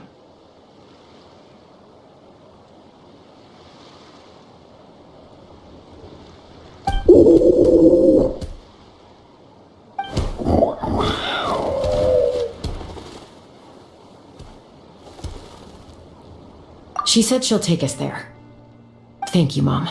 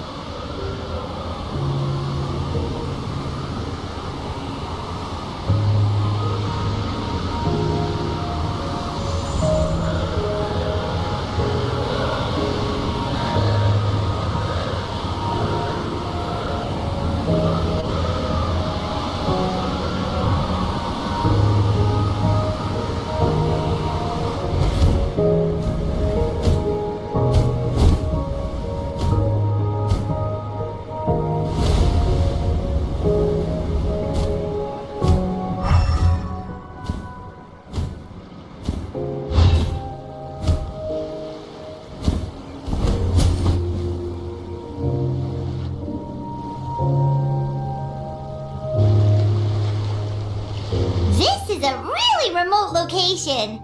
Because she was trying to get as far away from humans as possible.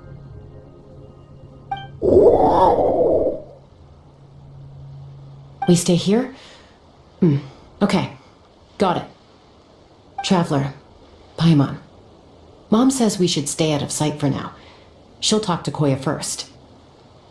Koya is very hostile toward humans right now. So if we show up unannounced, it might just make things worse.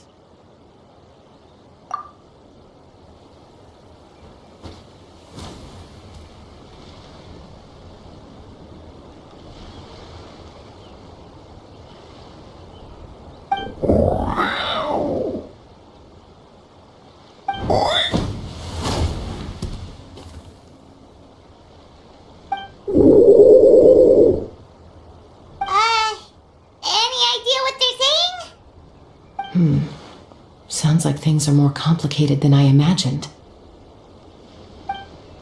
There's evidence in this area suggesting that Koya might have been the victim of a human attack.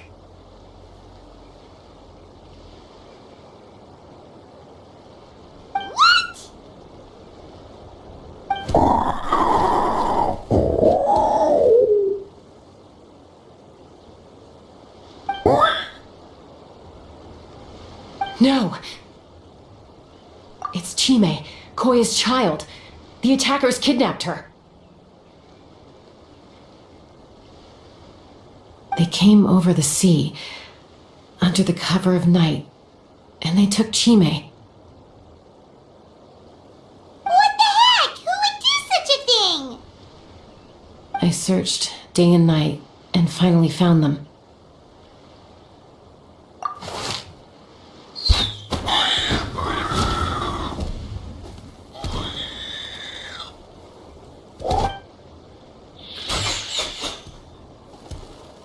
Oh yeah! T'Pol's contraption is working like a charm! Got her in one!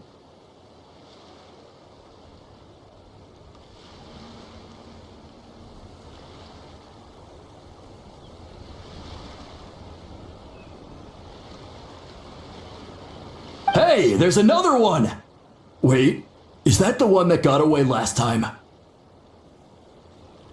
Who cares? Just get them all! T'Pol pays us per catch.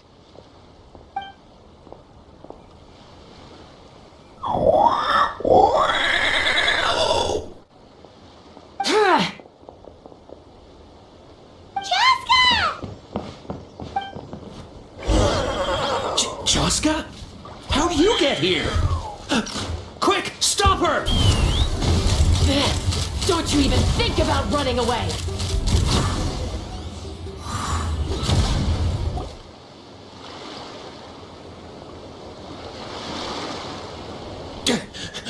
Don't come any closer, or I'll... Go, Phlogiston Wings! Take me out of here! Uh-oh, looks like it malfunctioned! This is bad. Mom and Koya are already injured. And if that thing explodes right next to them... Help! Elemental energy suppresses it! Please, someone!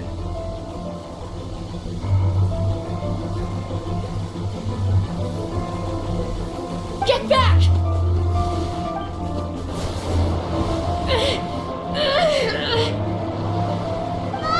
It's still going! And it's getting worse! Guess we need a more permanent solution. All right then.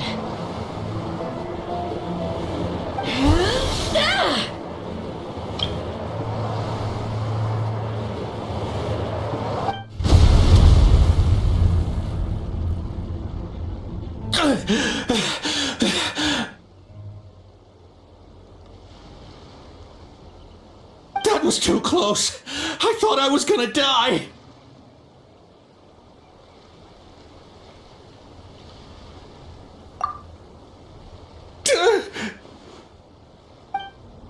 Answer us honestly.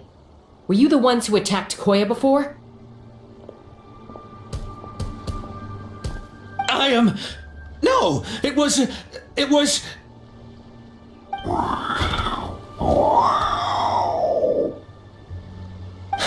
Well, she says it was you. Just tell me, who sent you here? It was T'Pol. He told us to catch all the wild Kukasaurs we can find. And he also said that this Kukasaur has become a thorn in his side, so it needs dealing with urgently.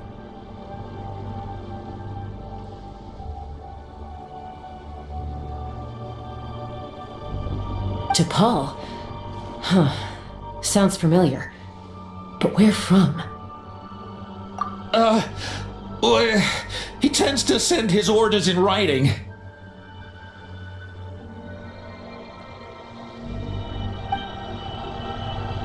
He pretty much never communicates with us in person. When he does, he wears a mask to hide his face.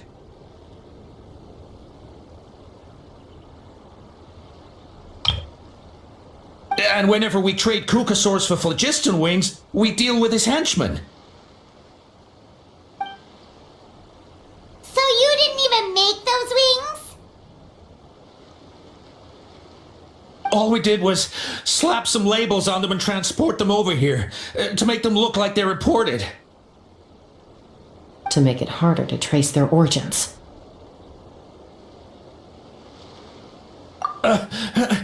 I don't know, honest! Well, that's mighty convenient, huh? What about if I held a gun to your head? Would that change your answer? No need. I'm sorry. I'll tell you everything I know. T'Pol doesn't tell us much, but he always stresses that he wants them alive. So that gives us some clues. This is just a best guess, of course, but we suspect that the gaseous phlogiston stored in the track balls is drawn directly from the Kukasaurs. What? Easy now. You're still injured. Hey, keep talking. Yes, ma'am. So, the gaseous phlogiston has to be highly refined in order to power the phlogiston wings. The slightest imperfection can have disastrous consequences, as you just witnessed.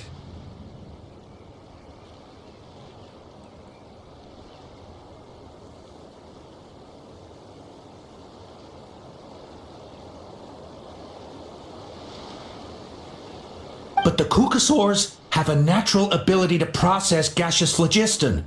So, if you use them as an intermediary, then...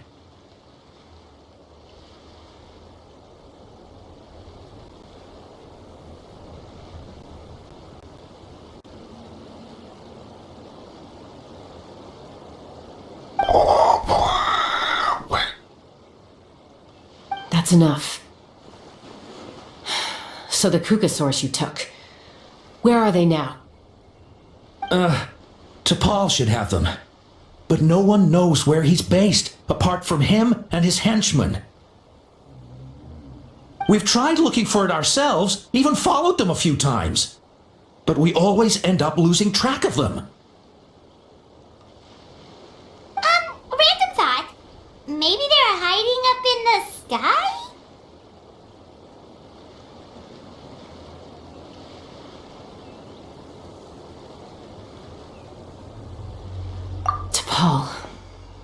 T'Pol. I'm sure I've heard that name. Maybe it was... Chasca! Traveler!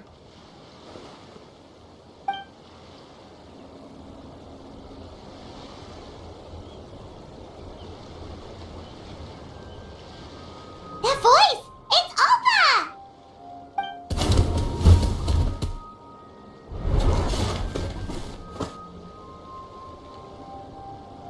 Elder Alba? What brings you all the way out here? Well, I was patrolling nearby when I heard the sound of an explosion. What's going on?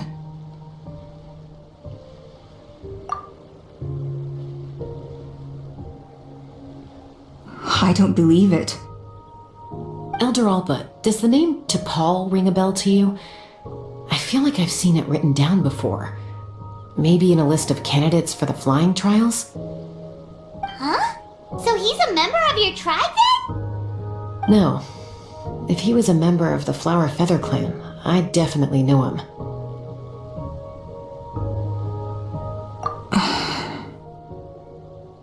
Now that you mention it, I do remember a young man from outside our tribe who came to participate in our flying trials once. You were away on a mission at the time, which is probably why you don't remember him. He was a craftsman from the Children of Echoes, but he'd always dreamed of soaring the skies, so he wanted to join our flying squad. The Children of Echoes? That's rare. But despite his best efforts, he unfortunately failed to pass the trial and gain the Kukusaur's approval. In the end, he went wingless and returned dejected to the Children of Echoes. Wingless, huh? Maybe he invented the phlogiston wings to get revenge on the Kukusaurs. Perhaps. Or maybe it's simply his way of dealing with his regrets over his past flying endeavors.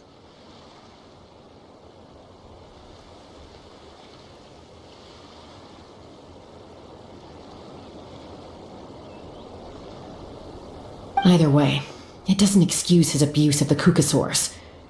I'm gonna take these guys back and expose the truth to the tribe. It's time for this conflict to end. Easy, Chasca. Remember what I said about keeping a low profile? The ringleader still hasn't shown himself, and this man's allegation about powering the phlogiston wings with Kukusaurs is only speculation.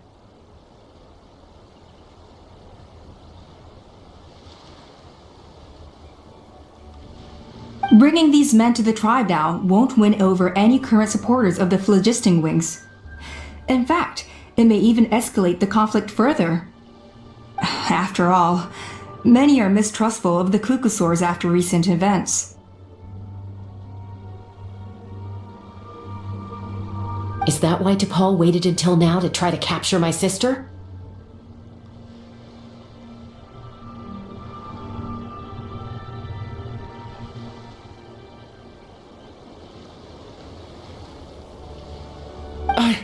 I don't know. I mean, he did tell us to spread negative rumors about the Kukusaurs and slip some Mora to anyone opposed to them, but...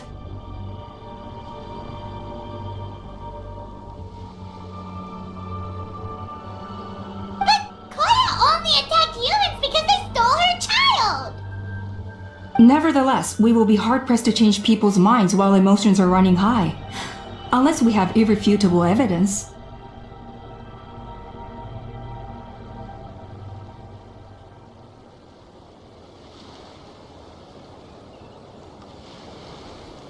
Bravo! My thoughts exactly. In the meantime, leave these men with me. I'll escort them back to the tribe. I'll take the other members of their crew into custody too. They won't get another chance to stir up trouble. Fair enough. I guess finding T'Pol is going to be the key to resolving this conflict.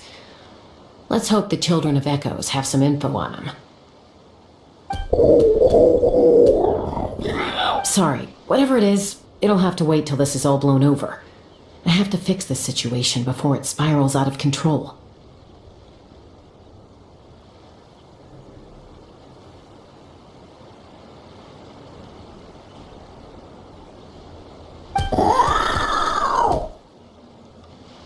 Mom, Sis, rest up and get well soon. I gotta fly.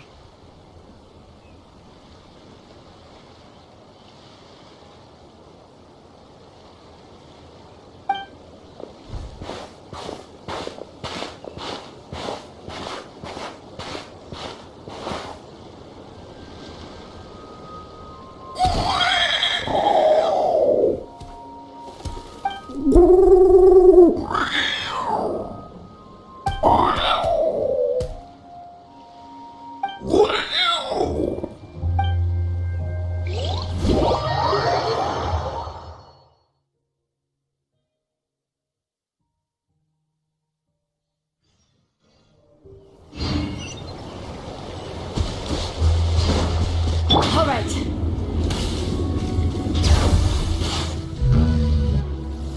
So Alpha says that T'Pol's from the Children of Echoes. But how do we track him down? Just ask around until we find him?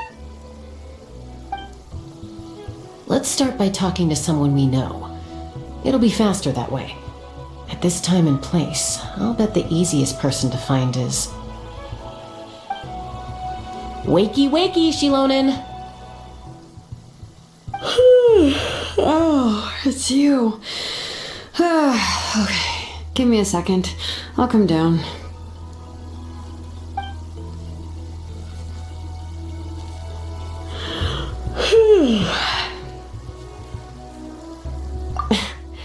I climb trees to fly further and see farther. I don't usually stop for a nap. Well, we're not all like you. Always full of energy, even after flying around all day. Yeah. So, you've come all this way and interrupted my precious nap time. Might I inquire as to, why? I'm sorry, Shilonen, but it couldn't wait. Does the name T'Pol mean anything to you? He's a craftsman, apparently. Huh. T'Pol. Yeah, that rings a bell. I think that's Puma's child. Nope, I'm afraid you're a few years too late. Why are you looking for him?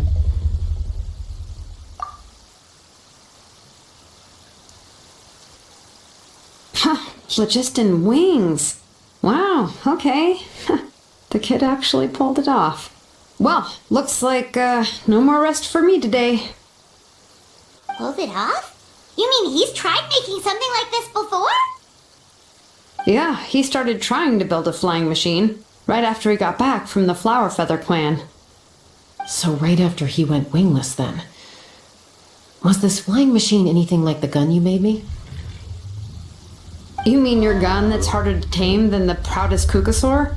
No, he wanted to build something that allows anyone to fly freely, even if they're not naturally gifted.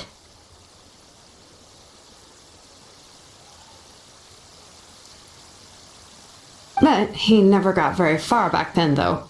Blew up his workshop a few times and barely made it out alive. I never really kept up with him after that. His parents traveled a lot in their youth and only returned to the tribe after he was born. But they settled in a remote area and don't interact with other people much.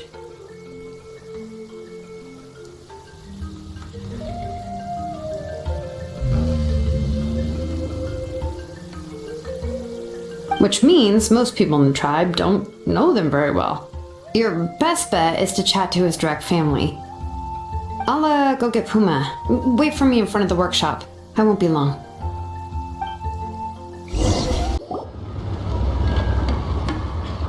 I'm back. Allow me to introduce T'Pol's mother, Puma. Hello, Oh, save the pleasantries. I don't want to spend any longer talking about that boy than I have to. Huh? I disowned him long ago. He is no child of mine. All he cared about was his pipe dream of reaching the sky. Oh, we tried to talk sense into him, but he was obsessed. And then when he left us, he spouted some nonsense about building a workshop in the sky to avoid the constant criticism of us ground dwellers. He left his notebook behind. Whatever questions you have, you can look for them in there. I am done talking about him. He's no son of mine. He never called me Mom anyhow.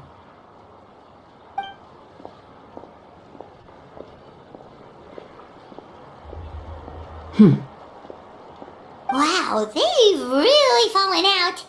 Paimon sure wasn't expecting that.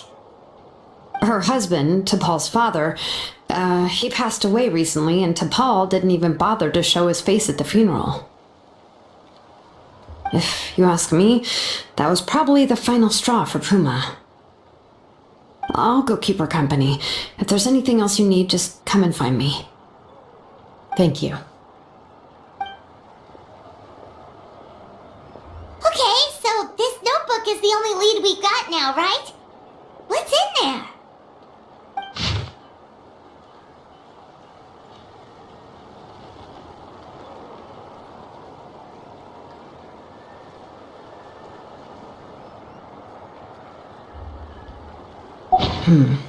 Some early designs for the phlogiston wings, and some theorizing about an airborne workshop. Ochkanatlan, the Cinder City. Looks like that's where he got his technological inspiration from. So, was he serious about the workshop in the sky? But that's such a big project for one person. Do we think he actually pulled it off? Oh, yes. The one from the trial arena that was super high up. That balloon has been there for a while, and everyone's been wondering how it got up there, but what if that's the wrong question? What if it started off even higher up, above the clouds and out of view, and it only descended to its current height due to some kind of malfunction? Part of T'Pol's workshop? Seems likely. If T'Pol's base had been hiding above the clouds this whole time, that would definitely explain why Isidore couldn't find it. I totally called it! But how did we get up there? Chasca, can you even fly that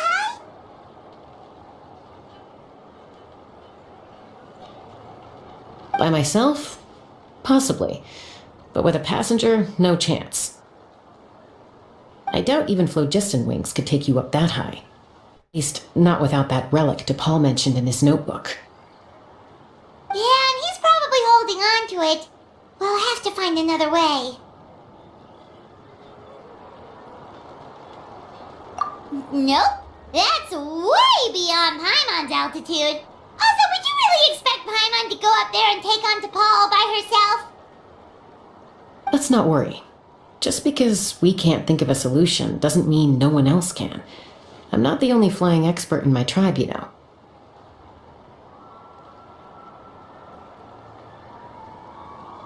Oh, good point. We should go ask Elder Opa. And Mutoda. He was quite the flying ace back in the day, too. Let's head back and see what they suggest.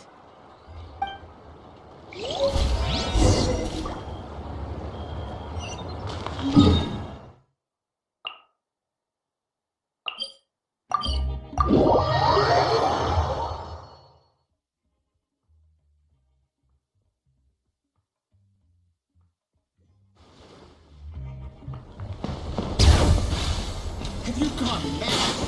Cucosaurs are No more Cucosaurs. We want phlogiston wings.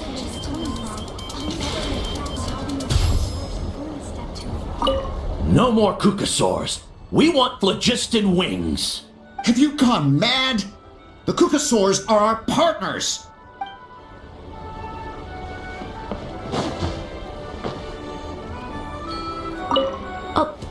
Although I get where they're coming from, isn't bad-mouthing the Cucosaurs going a step too far? But without the phlogiston wings, I'll never make it.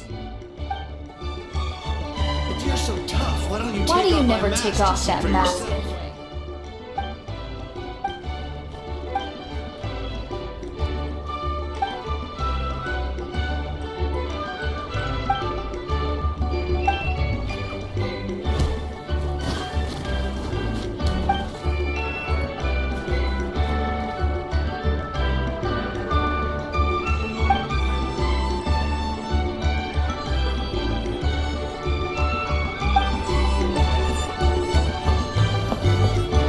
No more Cucosaurs. We want phlogiston wings. No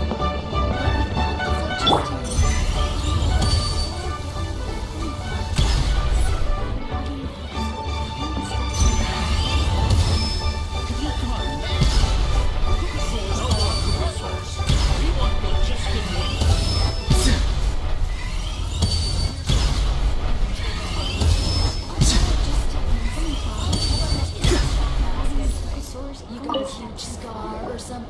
Chasca, you're finally back. Things are getting really tense in the tribe. Have you made any headway with your investigation? Some people even think we arrested the merchants just to support the flying squad and crack down on the phlogiston wings.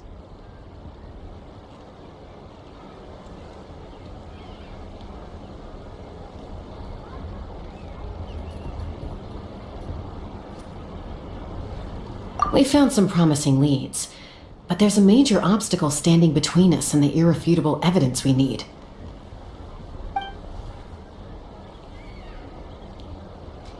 A relic from the Cinder City? So Och Khan's still managing to sow discord, even after all these years.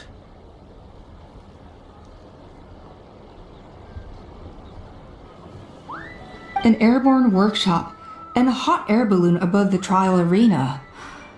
And that's where you're trying to get to now?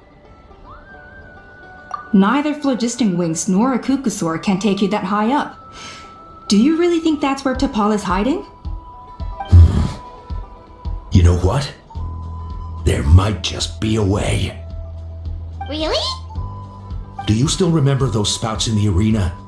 When they were all blocked, the gaseous phlogiston was trapped and unable to flow. But now, it's flowing freely. If we were to block them up again...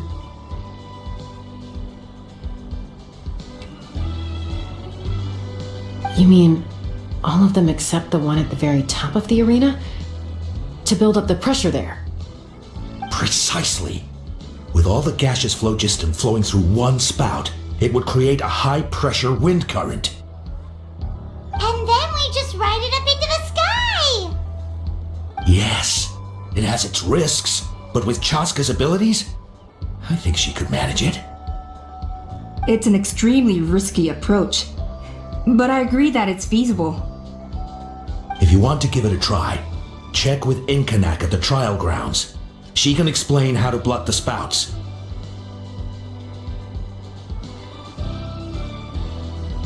Chasca, if anyone has a hope of seizing this evidence from the high heavens, it is you.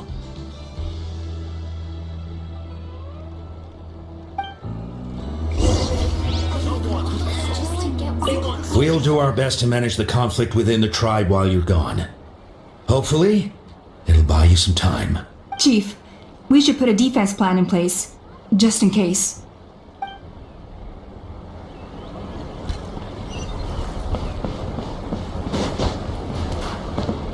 All right.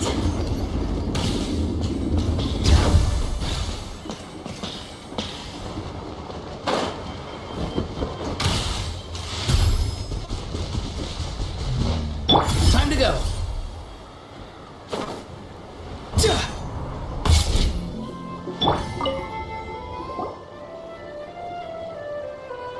Goodness me, that is a very bold idea. Maybe so, but we have to act fast. What's the quickest way for us to block off the spouts?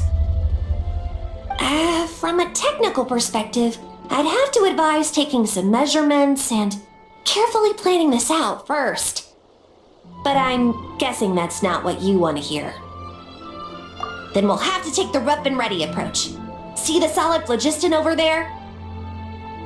Our prior inspections revealed that some kind of stable structure has formed inside, making it highly damage resistant.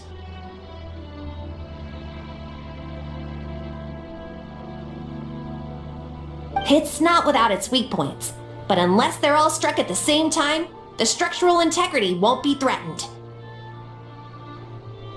So, what happens if we do strike them all at once? It'll collapse. Okay, I see where you're going with this. Yeah, you got it. As long as you hit all the weak spots at once from the right angle, the solid phlogiston will fall right on top of the spout and block it up. You're right about rough and ready. Sounds like my kind of plan.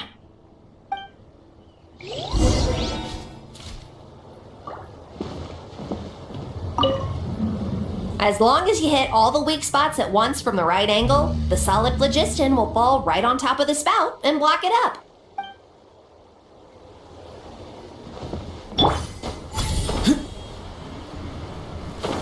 Let's burn this breeze.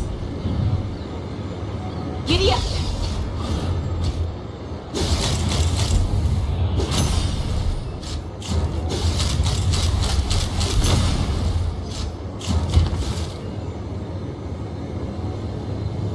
Look! There's a chunk of solid phlogiston right over that spout!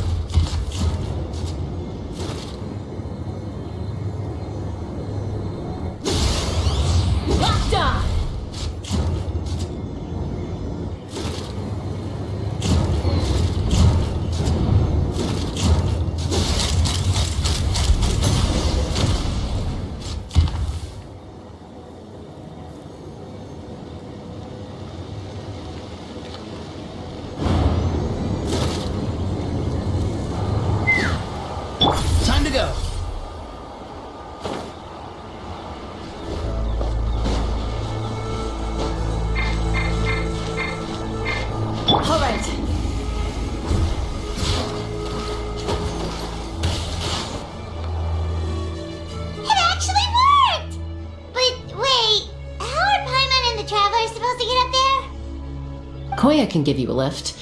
She's actually been following us this whole time. Wow, Paimon didn't notice at all. Well, probably because she didn't want to get too close to humans. Or maybe just me. But right now, we need her power. Whoa, you didn't even have to summon her.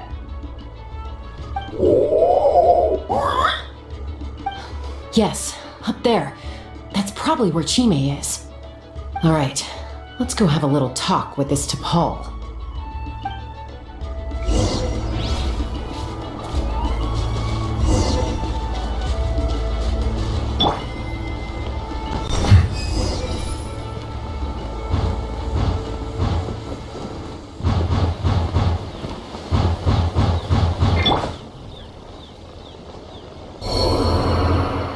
Time to go.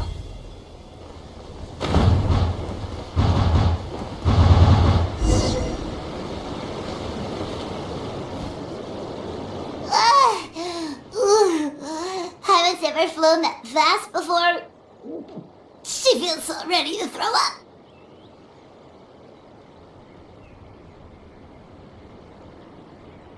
Aha. Just as I thought. It might look like a regular hot air balloon from the outside, but up close, it's clearly been heavily remodeled. And sure enough, it only descended below the cloud line because the custom-built machinery malfunctioned.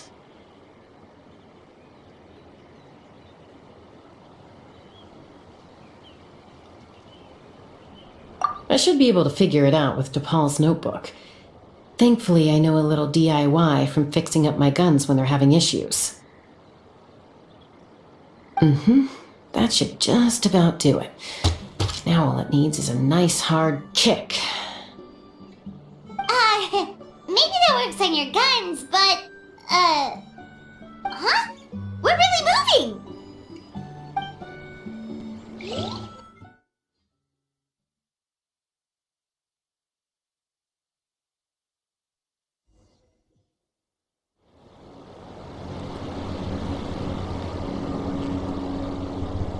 Here it is!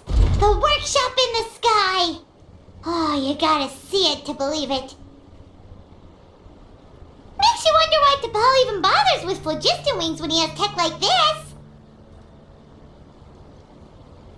Well, according to the notebook, the platform beneath us runs on components from the Cinder City. Those can't be mass-produced. Also, I have some doubts about its mobility after seeing how it moved just now. For someone like T'Pol who dreams of flying freely, this definitely doesn't cut it. But if he's got that relic, he should be able to make a set of prototype wings for himself, right? Why bother making a whole flying workshop so he can mass produce them?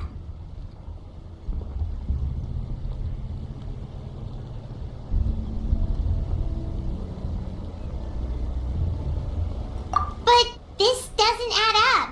If he's already achieved the power of flight, then he must have bigger dreams we don't know about. But what? With any luck, we'll find the answers in his workshop.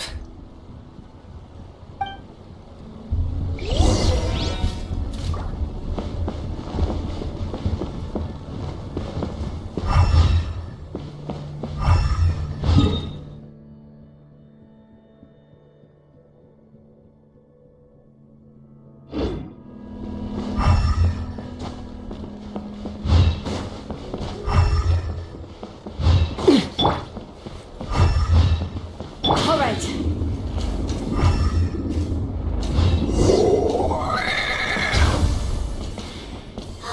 Cuckoosaurs!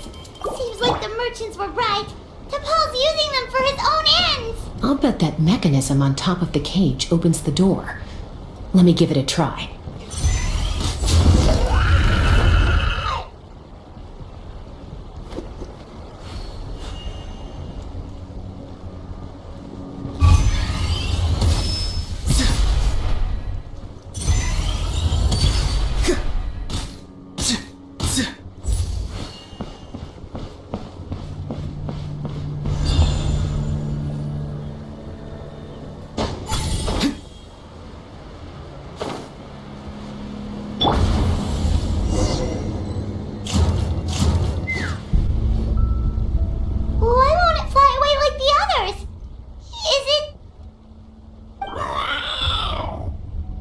She's still breathing, but barely. By the looks of it, T'Pol was using these cages to extract phlogiston from the Kukasaurs.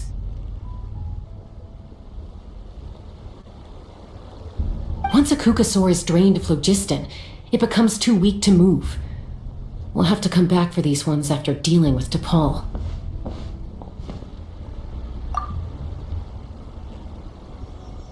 Let me see. Looks like a record of his phlogiston research. Log number 330. With the support of... I was finally able to launch the airborne workshop. Even though it relies on the relic for 80% of its power supply, I've at least taken the first step.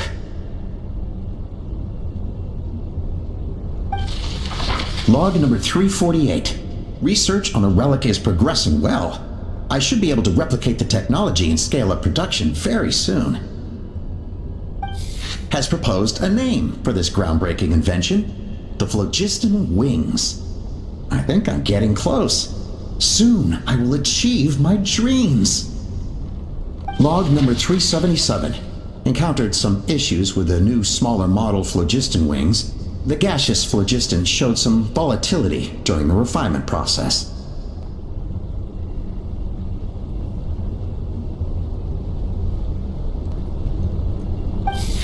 Thinks we should proceed at a more cautious pace with the refinement experiments. But after so many past failures, I have to prove that I will succeed this time.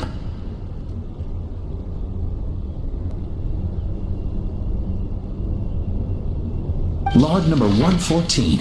Ran an experiment using Kukasaurs to refine gaseous phlogiston. It was a success. Log number 117. I've started recruiting merchants and hunters to capture wild Kukasaurs. Log number 121. Major breakthrough in the efficiency of phlogiston yield.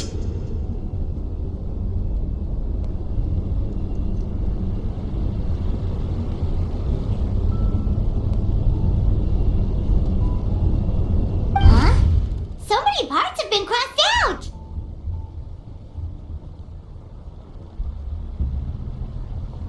Yeah, probably the contact he alluded to in his other notebook. Guess he has a benefactor.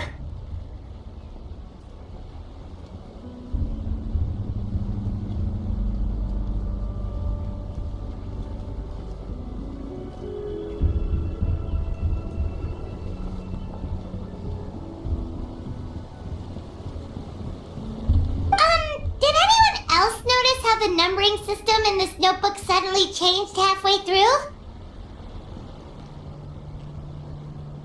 We haven't got time for textual analysis, I'm afraid.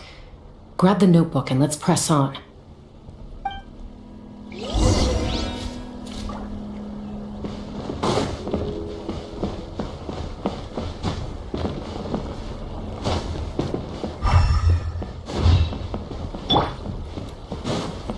Huh. Never seen one of these before.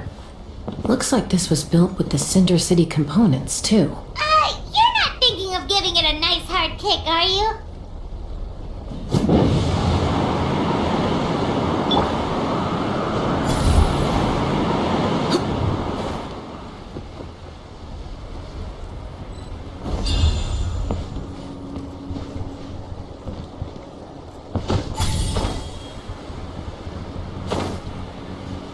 Whoa! What's that mechanism doing? It's asking for a nice hard kick where it hurts. Aim for the weak spot.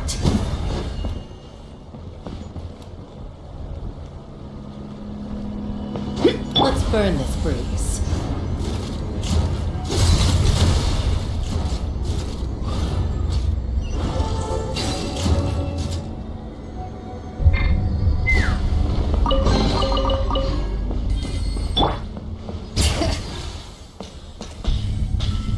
What are they doing here? It's T'Pol's henchmen.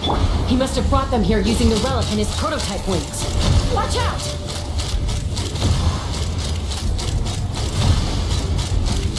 Bullseye!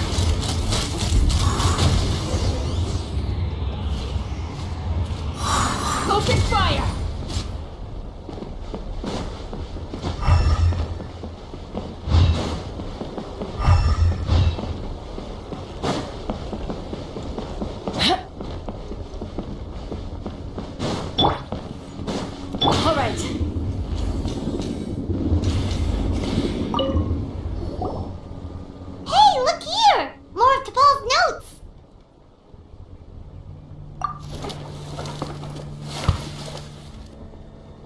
log number 403.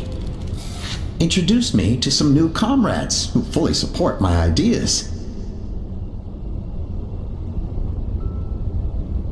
I told them that some saurians are blessed with wings, and some people with natural gifts, while the less fortunate among us can only look on longingly as they seize the skies.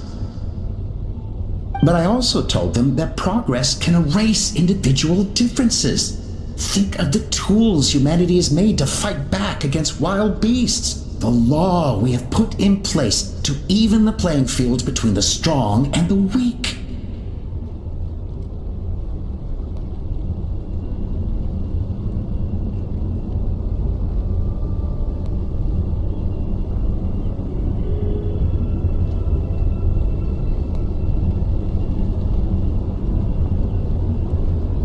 I promised them that our research will be the new frontier of human progress. With our phlogiston wings, the power of flight will no longer be for a select few to enjoy. Imagine a world where the skies are for all to share.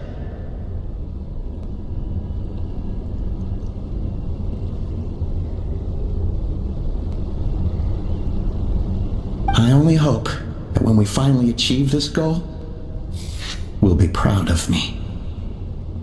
Imagine a world where the skies are for all to share. Yes, what a wonderful world that would be. If only it were possible, we could respond faster, and so many tragedies could be prevented.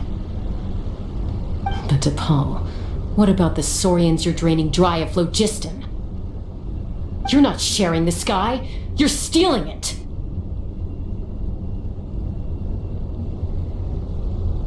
Bad move. I won't let you get away with it.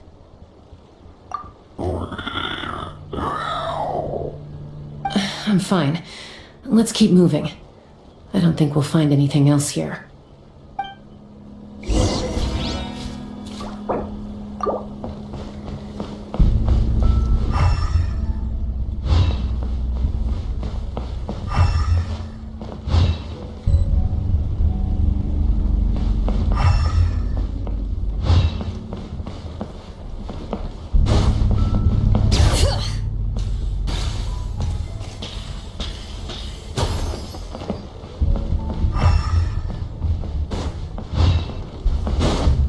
Time to go.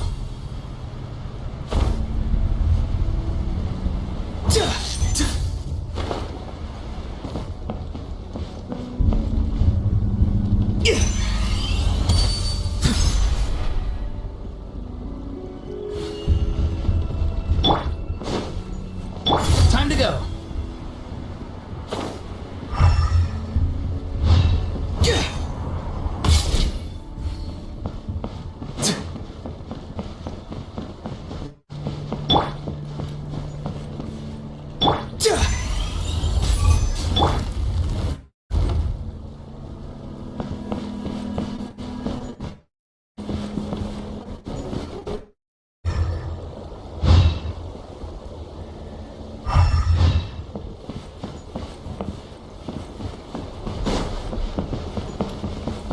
All right.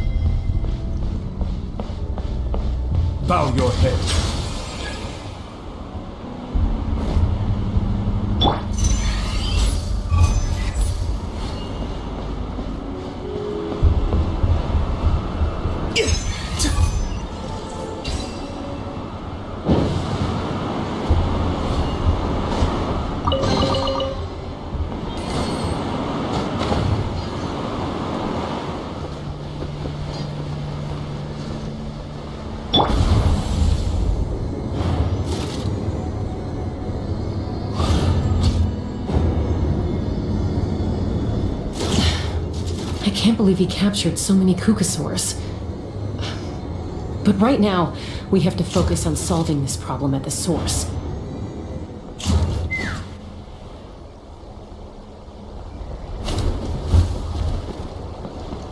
Looks like we've reached the center of the workshop. And still no sign of Koya's baby.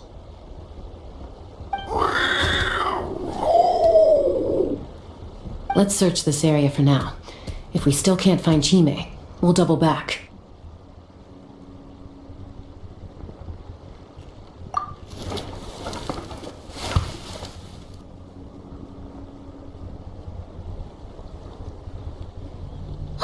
Chasca, Traveler, come quick! What is it? Did you find Chime? Not yet, but look! It's another one of T'Pol's notebooks! All right.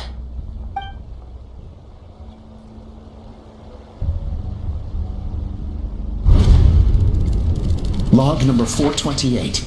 We decided to restart the experiments on phlogiston refinement, but without telling.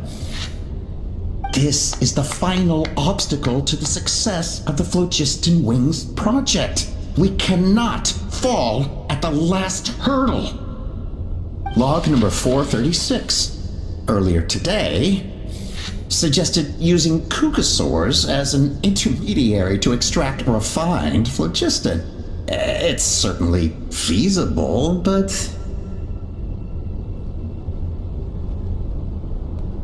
Anyway, as long as our secret experiment succeeds, I'm sure won't bring it up again. Log number 443. We will conduct the experiment tomorrow. But birthday is coming up, so hopefully we'll have a birthday surprise for her. Log number 444. Huh? Why is this log empty?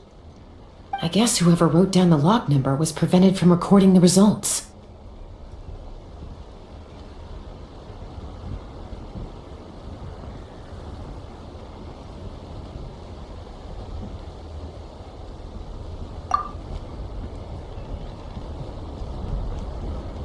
Log number 0. We lost many comrades in the accident. Among them are friends, lovers, and children. But we cannot stop now. We will keep their legacy alive and carry their dreams forward. As of today, we are scrapping the artificial refinement method. Instead, we will focus all our efforts on phlogiston extraction from live Kukasaurs.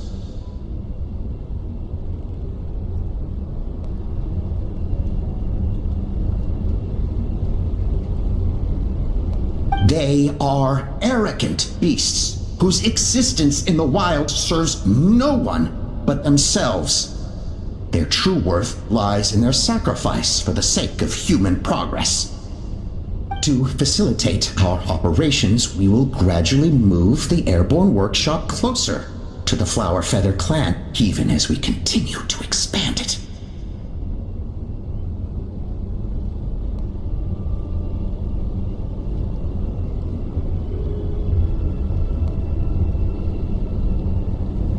All this we do to create a world where the skies are for all of humanity to share.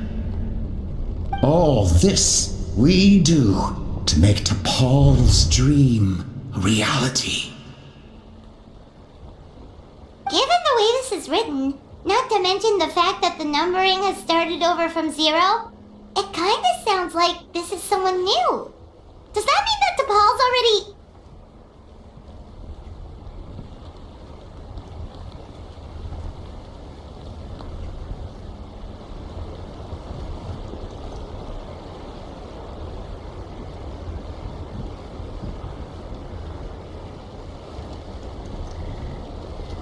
There's also a letter tucked in the end of the notebook. It's from Puma.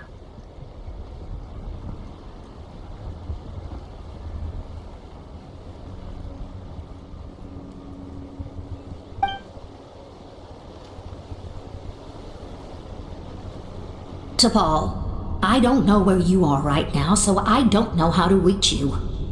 My best bet is to send this letter to the Flower Feather clan. Your father is gravely ill. Oh, I know we've had our differences in the past, but he is still your father. Won't you come and visit him? Please. I know you never liked him and cared even less for me. All you ever yearned for is the sky and your birth mother. But we'll still be waiting here for you if you do come back. This may be the last chance you'll get to see your father. So Puma's not T'Pol's real mom? Huh. Well, she did say he never called her mom, but I might assume she was just venting. We know that T'Pol's father passed away quite recently, and this letter looks recent. By contrast, the writing in this notebook is old and faded.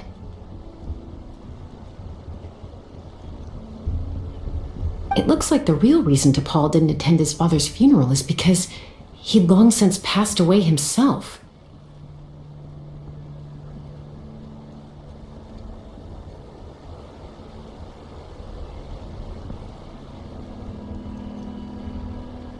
If we ask ourselves why this letter was sent to the Flower Feather clan, why T'Pol always yearned for the sky, and how he got his hands on a relic from the Cinder City, it all points to one answer.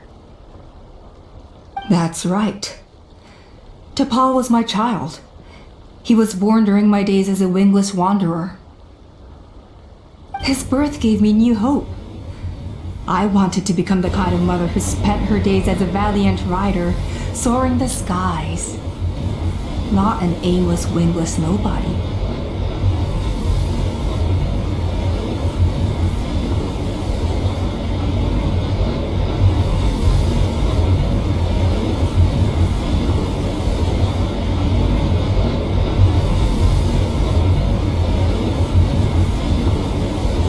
But his father wanted to settle down, to give his child a safe, sheltered life in his tribe. We fought about it constantly, until the love we once had for each other was gone.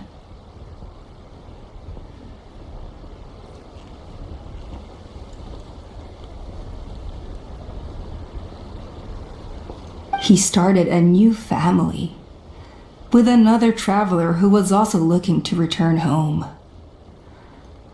And I went back to the Flower Feather clan, alone. Alba?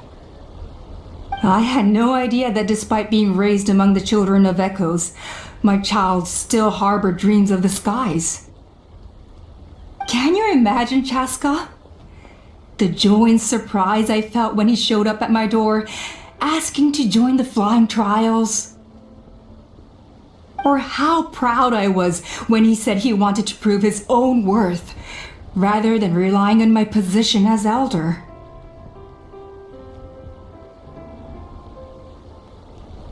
And then the anguish that overcame me when he was rejected by the Kukusaurs and became wingless, just as I had after my injury.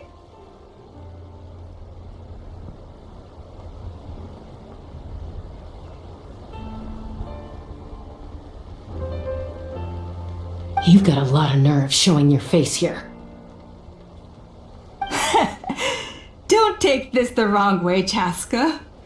I'm not here for a fight. I just want to talk. Isn't that your preferred way to resolve things? I trust you've learned of T'Pol's wish on your way here. A world where the skies are for all of humanity to share. If only his dream can be realized, no one will ever have to lose their wings again. Our aerial prowess will be greater than ever before.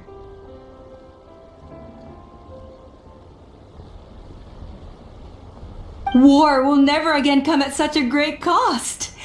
The loss of Koichi is a tragedy that need never be repeated. So tell me, Chasca, do you really wish to see the phlogiston wings forever grounded and gathering dust? Nothing you've said excuses all the conflict you've caused. You mean the argument back at the tribe? It was a necessary measure.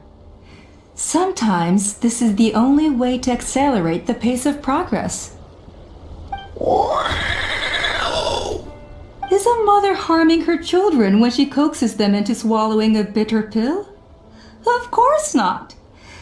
It is a brief moment of suffering for the greater good, and the child would come to understand this in due course.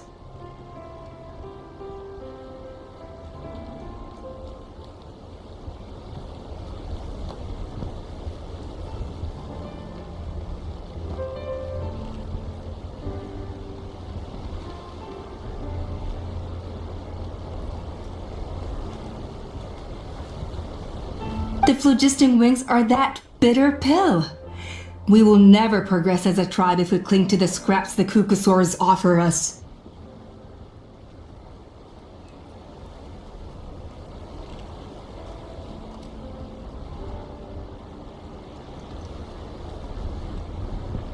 Once the people have embraced the phlogiston wings, they will never look back.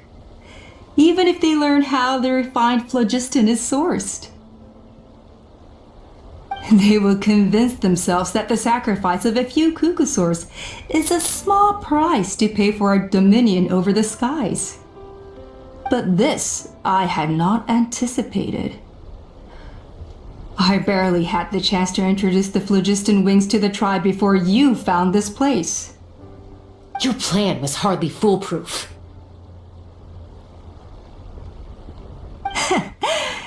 Yet, it can still be salvaged.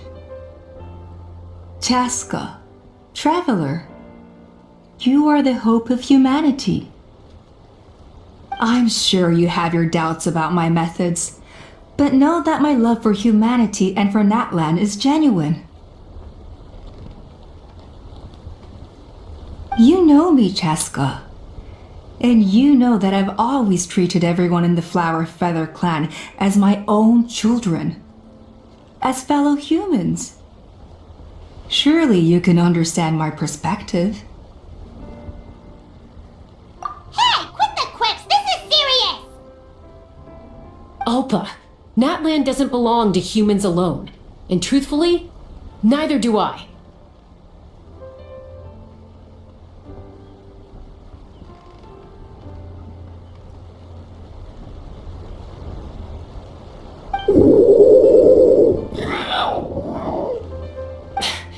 How many times has the Abyss invaded Natlan now?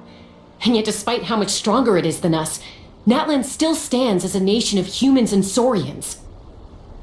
Peace imposed by force will crumble in a matter of days, because social bonds are what hold a civilization together. Weren't you the one that taught me that?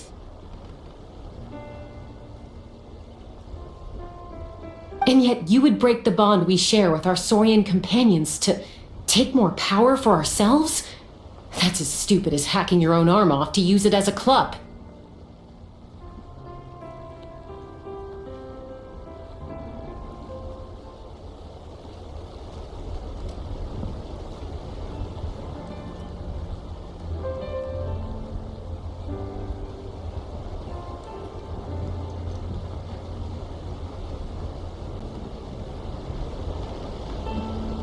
They are wild beasts, driven purely by instinct. How could they possibly understand human social bonds? Ugh, how did someone like her ever become a writer?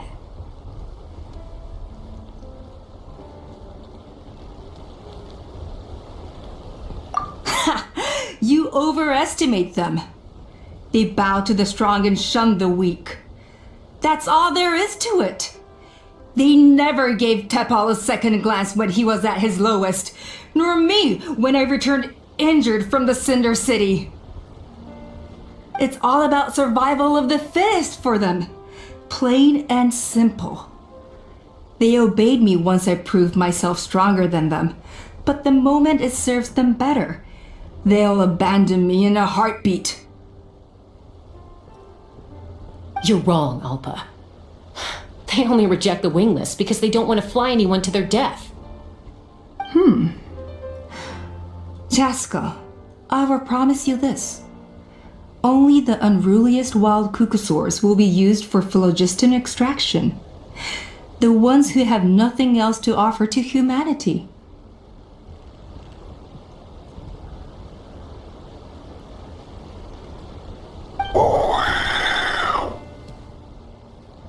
Well, that's too bad, because I know a few unruly wild cuckosaurs who don't think that idea is gonna fly. Namely my mom, my sister, and me. And the others? To us, they're friends, family, even children. So if you want to put any of them in one of your cages, you're gonna have to go through us.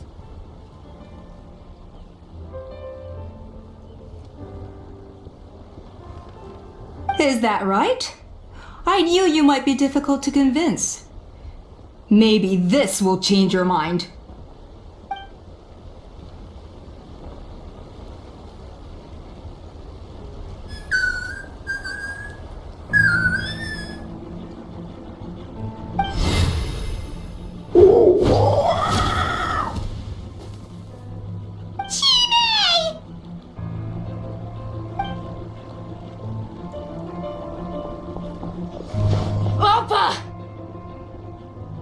Careful!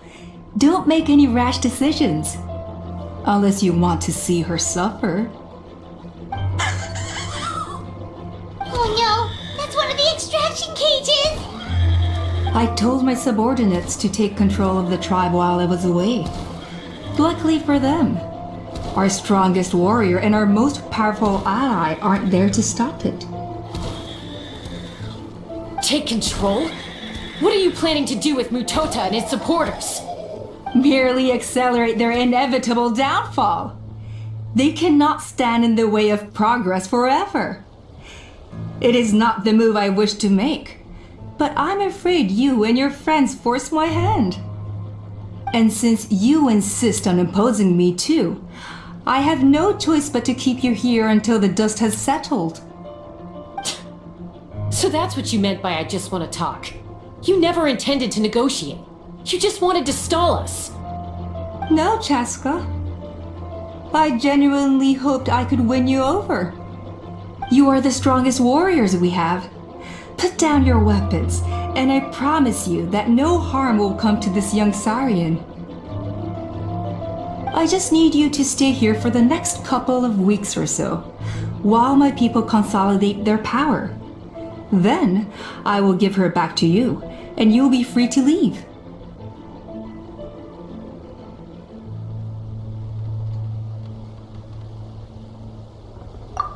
As long as the majority supports our vision, even the Pyro Archon cannot meddle in our internal affairs.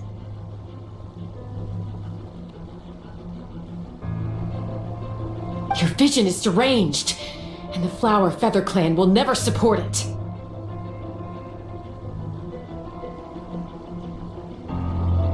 You sure about that? Then wait here and see. Time will tell. What do we do? Even if the whole tribe fights back, Mutota's in grave danger!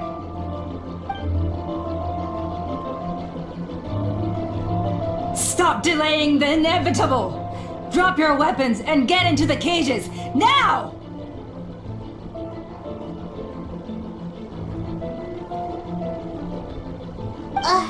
She's still holding Chime hostage. Is there really no other way?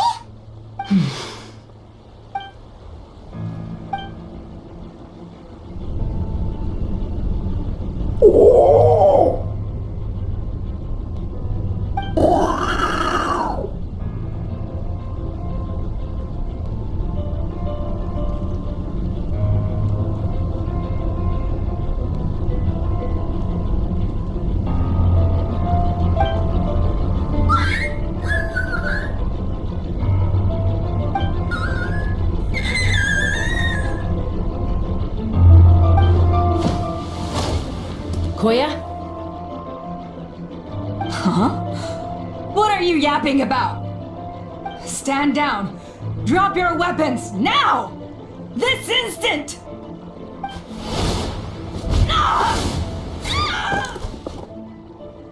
No! The relic!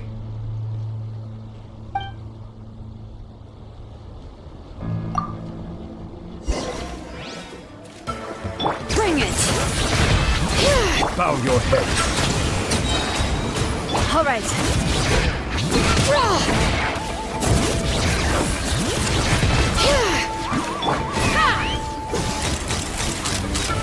Give up, Alta. We're negotiating my way now, and this ain't your strong. Hey, something's up with this relic!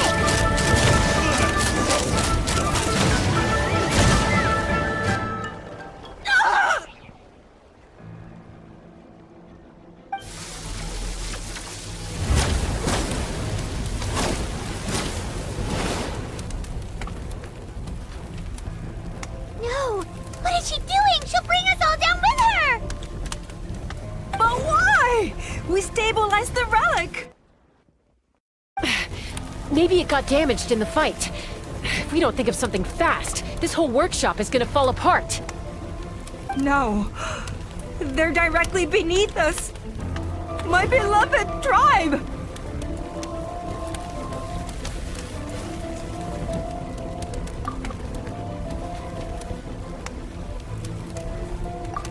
Okay,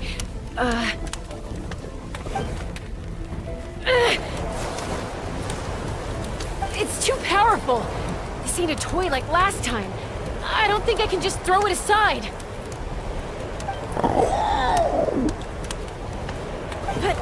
But we need to get it far away before it explodes. Then the tribe will be safe, and so will this workshop.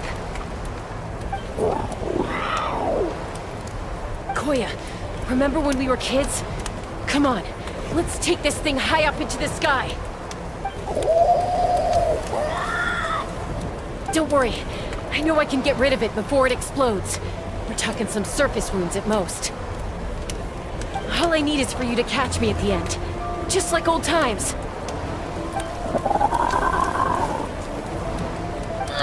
I can't hold it back anymore. We have to go.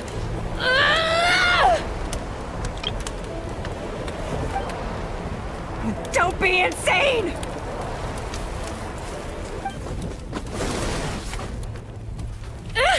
Alpa!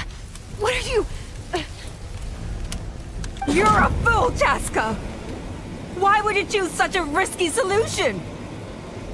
We cannot entrust the safety of our tribe to this wild Saurian! I'm the fool! You really think you can stand a better chance than me?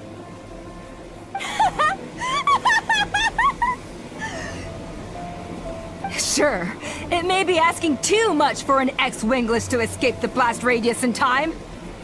But I can fly it a safe distance away, even if it's the last thing I do.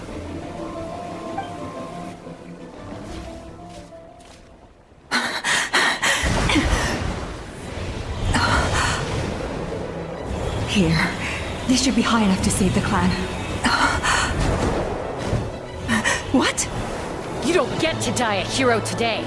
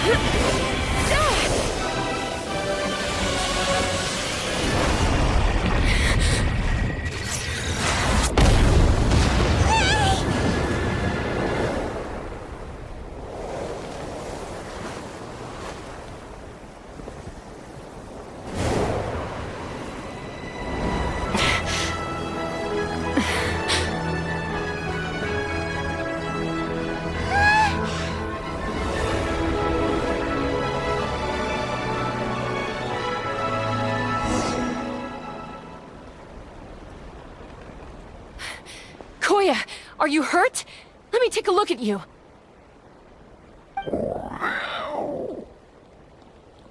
What do you mean, I'm fine? Didn't I tell you to catch me on your back? Why did you try to shield me from the blast?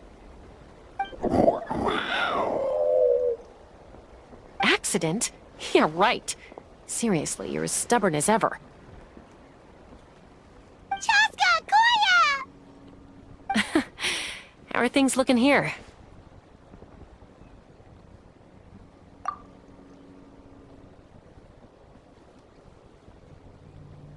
I think that's putting it mildly. I owe you one. Again.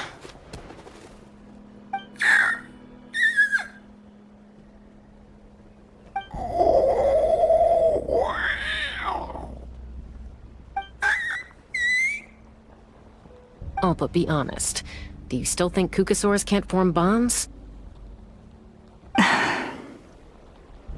Mom, I'll figure out the refinement problem. I'll find a way. You don't need to worry about it. I just need some more time. That's all I ask. Please just trust me. Just this once.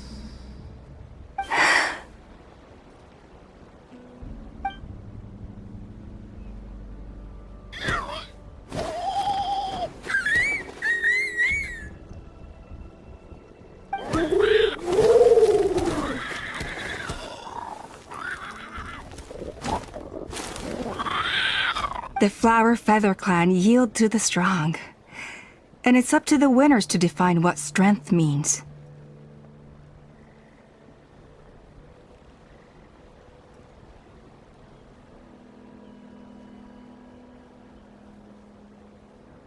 So it looks like it's my turn to yield.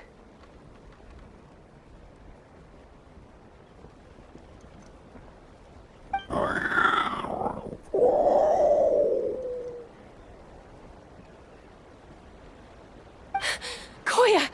Koya!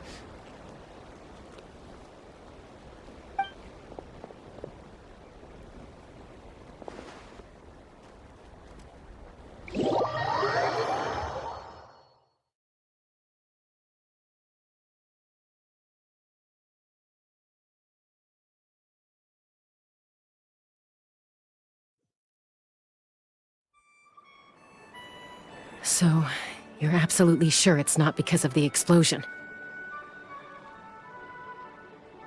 Yes, for the 10,000th time, I'm sure. The blast barely touched her. The reason she fainted was old injuries playing up, compounded by overexertion in recent days.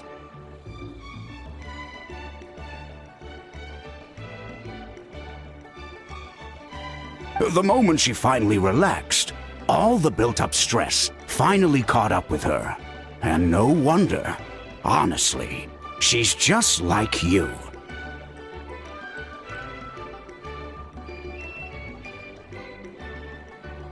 Anyway, now you know how we feel when you go off risking life and limb. Your mother and I would both appreciate it if you lived less dangerously.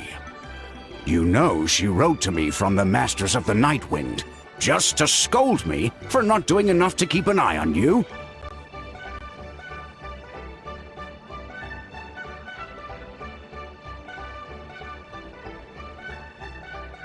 If she wasn't so busy with work, you can bet she'd come back here and chew us both out in person. I'll find an opportunity to apologize to her. I promise. You'd better. No more avoiding us, okay? And don't get me started on all the checkups you've missed. Got it. Got it. Huh? Koya? You're awake. I'll go let everyone know. Hey, but we're not done talking. What are we gonna do with her, Even after everything that's happened, she still hasn't figured out how to start the conversation with you. She keeps saying, I don't think Koya has forgiven me yet. But if you ask me, she's the one who's scared to open up and have an honest conversation. For all her confidence, she's a very sensitive soul underneath. You'd think as a peacemaker, she of all people would know how to reconcile with her family after a falling out. She must have been a handful growing up. Thank you for being there for her.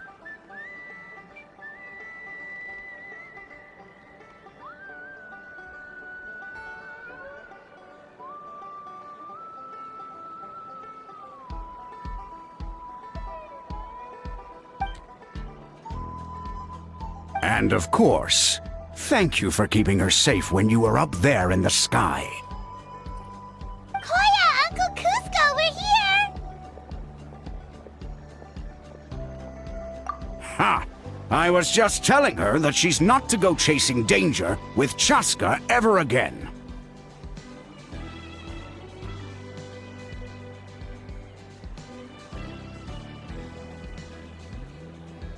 Cusco, I understand how you must feel. But it's all thanks to Koya and Chasca's efforts that the airborne workshop didn't come crashing down on our heads. Oh, Paimon almost forgot to ask. They didn't hurt you while we were gone, did they? Thankfully, when her co-conspirators tried to arrest me, I was out coaching Koya and Junan.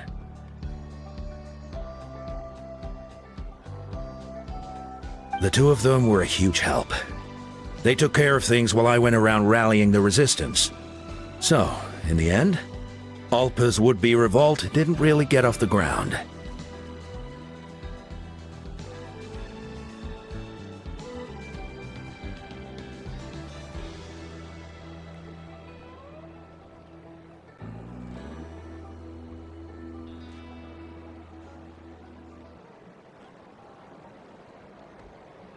And as it turns out, not all of the wingless want to see our dear Saurian friends replaced with phlogiston-powered gizmos.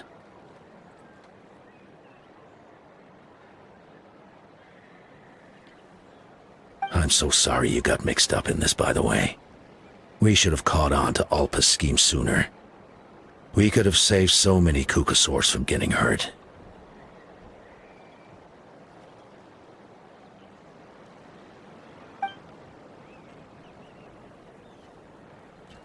Most of the airborne workshop has now been dismantled. We've just left one small, harmless part intact, and repurposed it as a jail for Alpa and her cronies.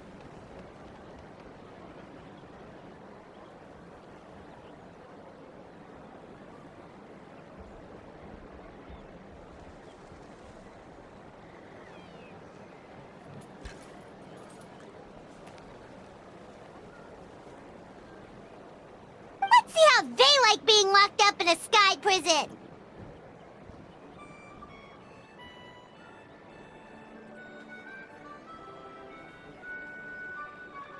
So, it looks like there's just one last conflict left to resolve. Peacemaker, you're up.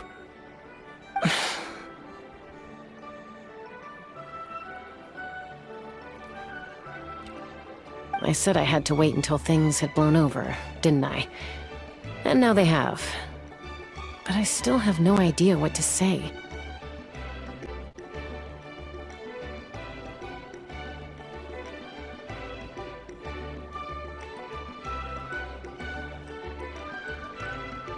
Koya, I just want to say, I'm sorry for how things went down back then.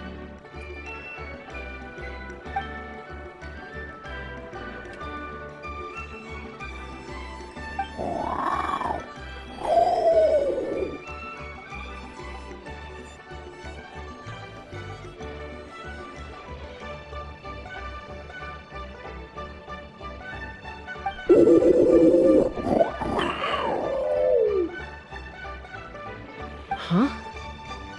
Does this mean you're not mad at me anymore? There's that family likeness coming through again.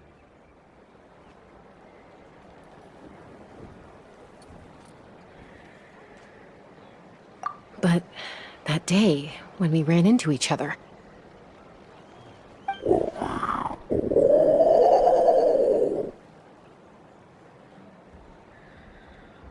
Huh? So then, When did you finally make your peace with it?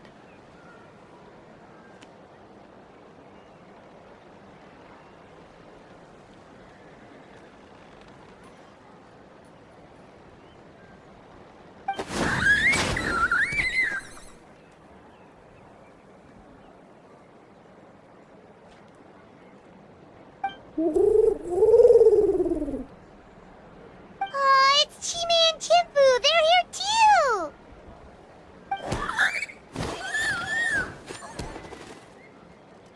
too.